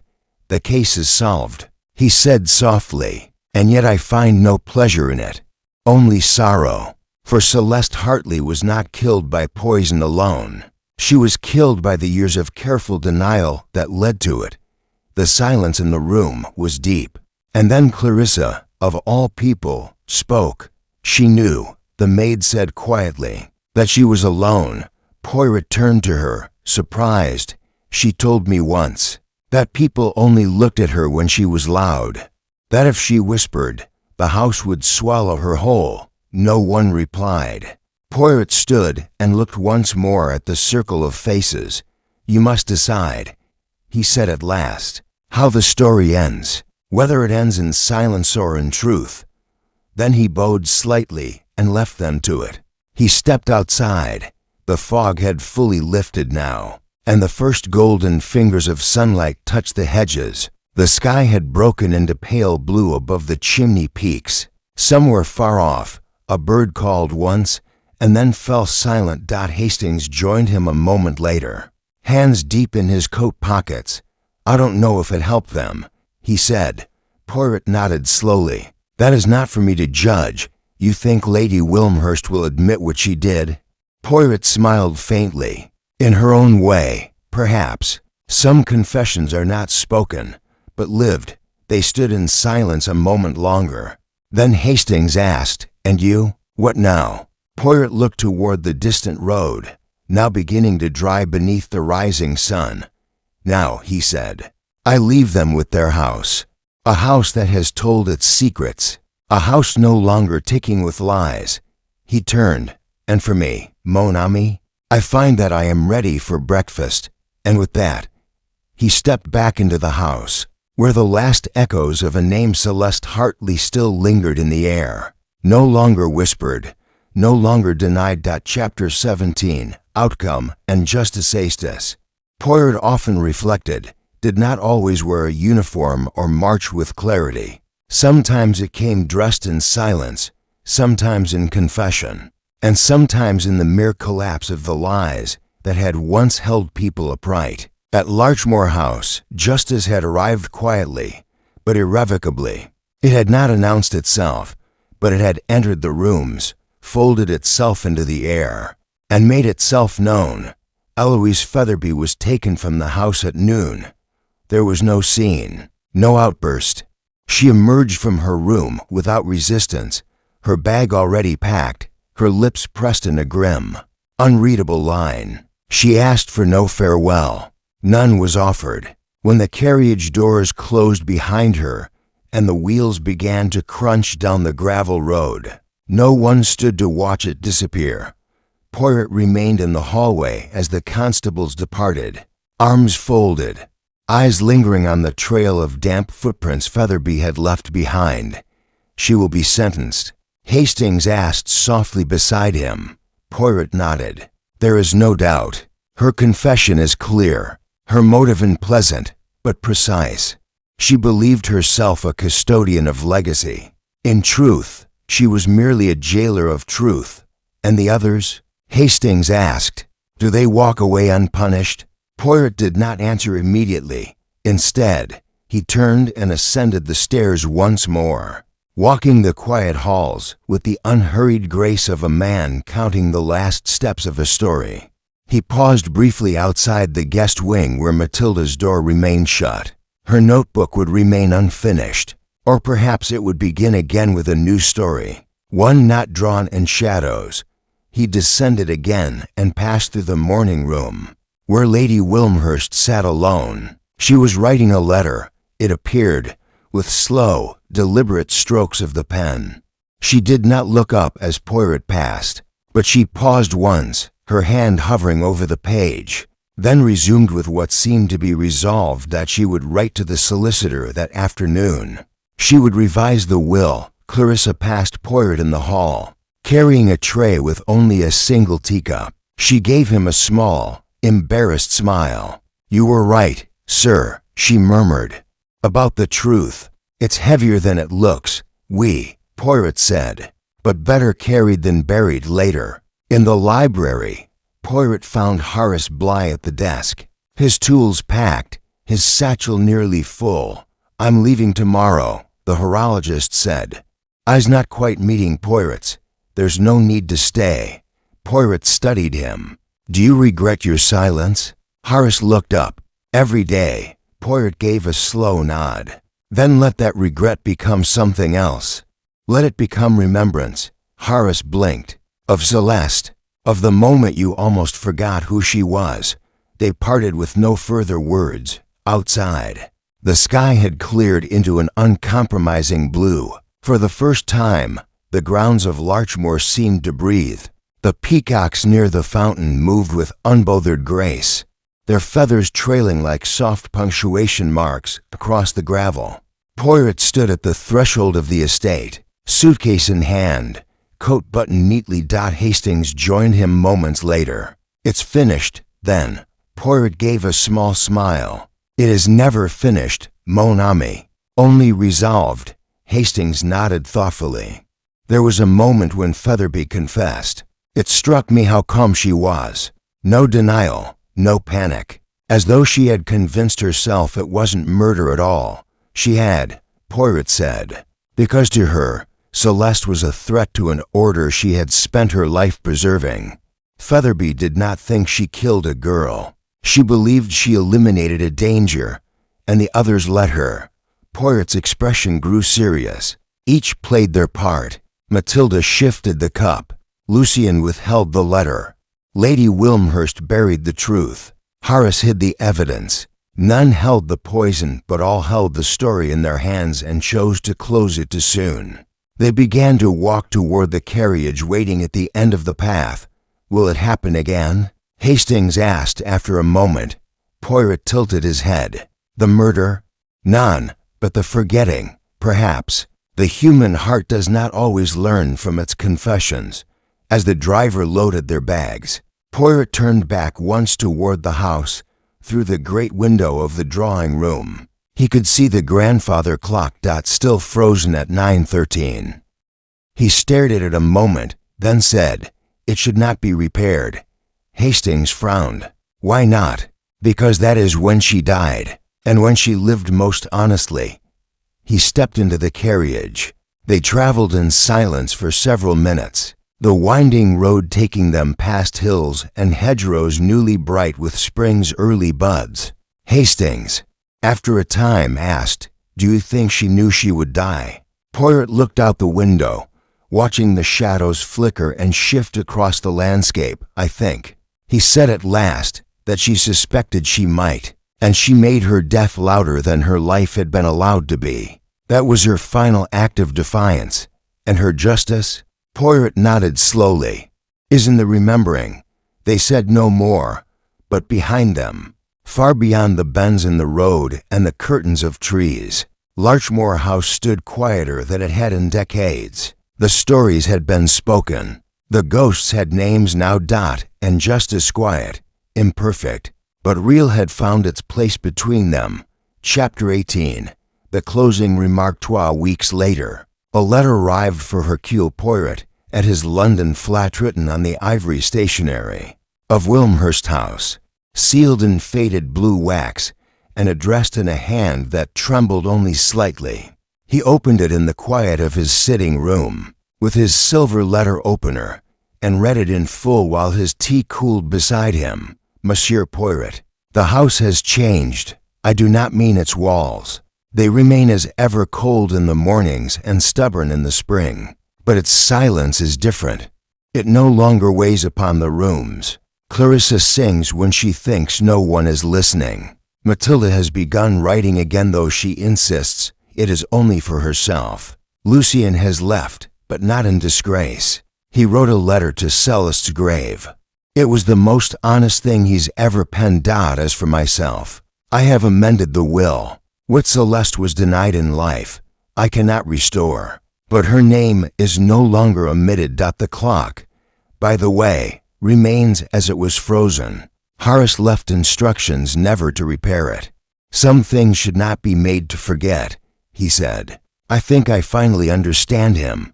With reluctant gratitude, A. Wilmhurst Poirot folded the letter carefully, set it aside, and, after a moment of reflection, placed it into his leather case among the few things he kept from each case he could not forget. He did not need to reply.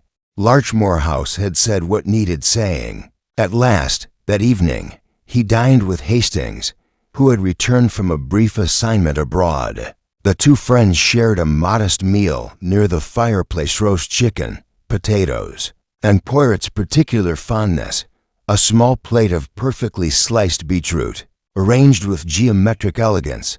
I read the news, Hastings said between bites. Featherby pleaded guilty. No contest, no defense.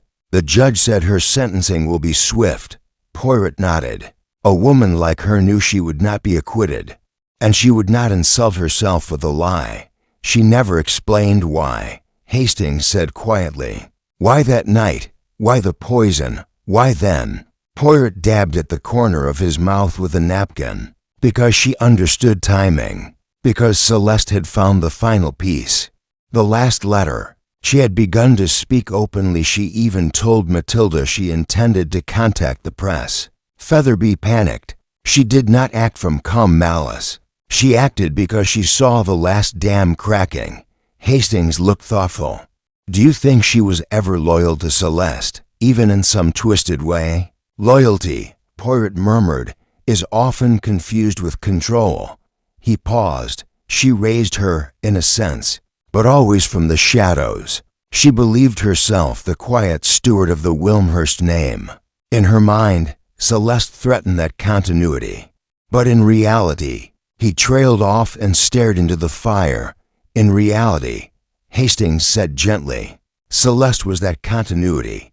Poirot nodded. They sat in silence for a while. The fire snapped gently, casting orange halos along the edges of the room. Eventually, Hastings leaned forward. There's something I don't understand. Only one thing. Poirot teased. Hastings smiled. When the grandfather clock ticked once, briefly, was it Featherby who made it tick? Or Horace? Poirot smiled. Neither. Hastings blinked. Neither. Poirot sipped his tea. It was Celeste. He let the words settle. Celeste tampered with the clock herself. I confirmed it in her handwriting notes, scribbled into the margins of Matilda's sketchbook. Discovered later, she'd studied the mechanism with Horace weeks before, under the pretense of interest. She knew how to start it briefly, just long enough for the pendulum to swing 3 times. She planned the moment, placed her cup where it would be seen, and watched the house as it reacted. But why? To send a message.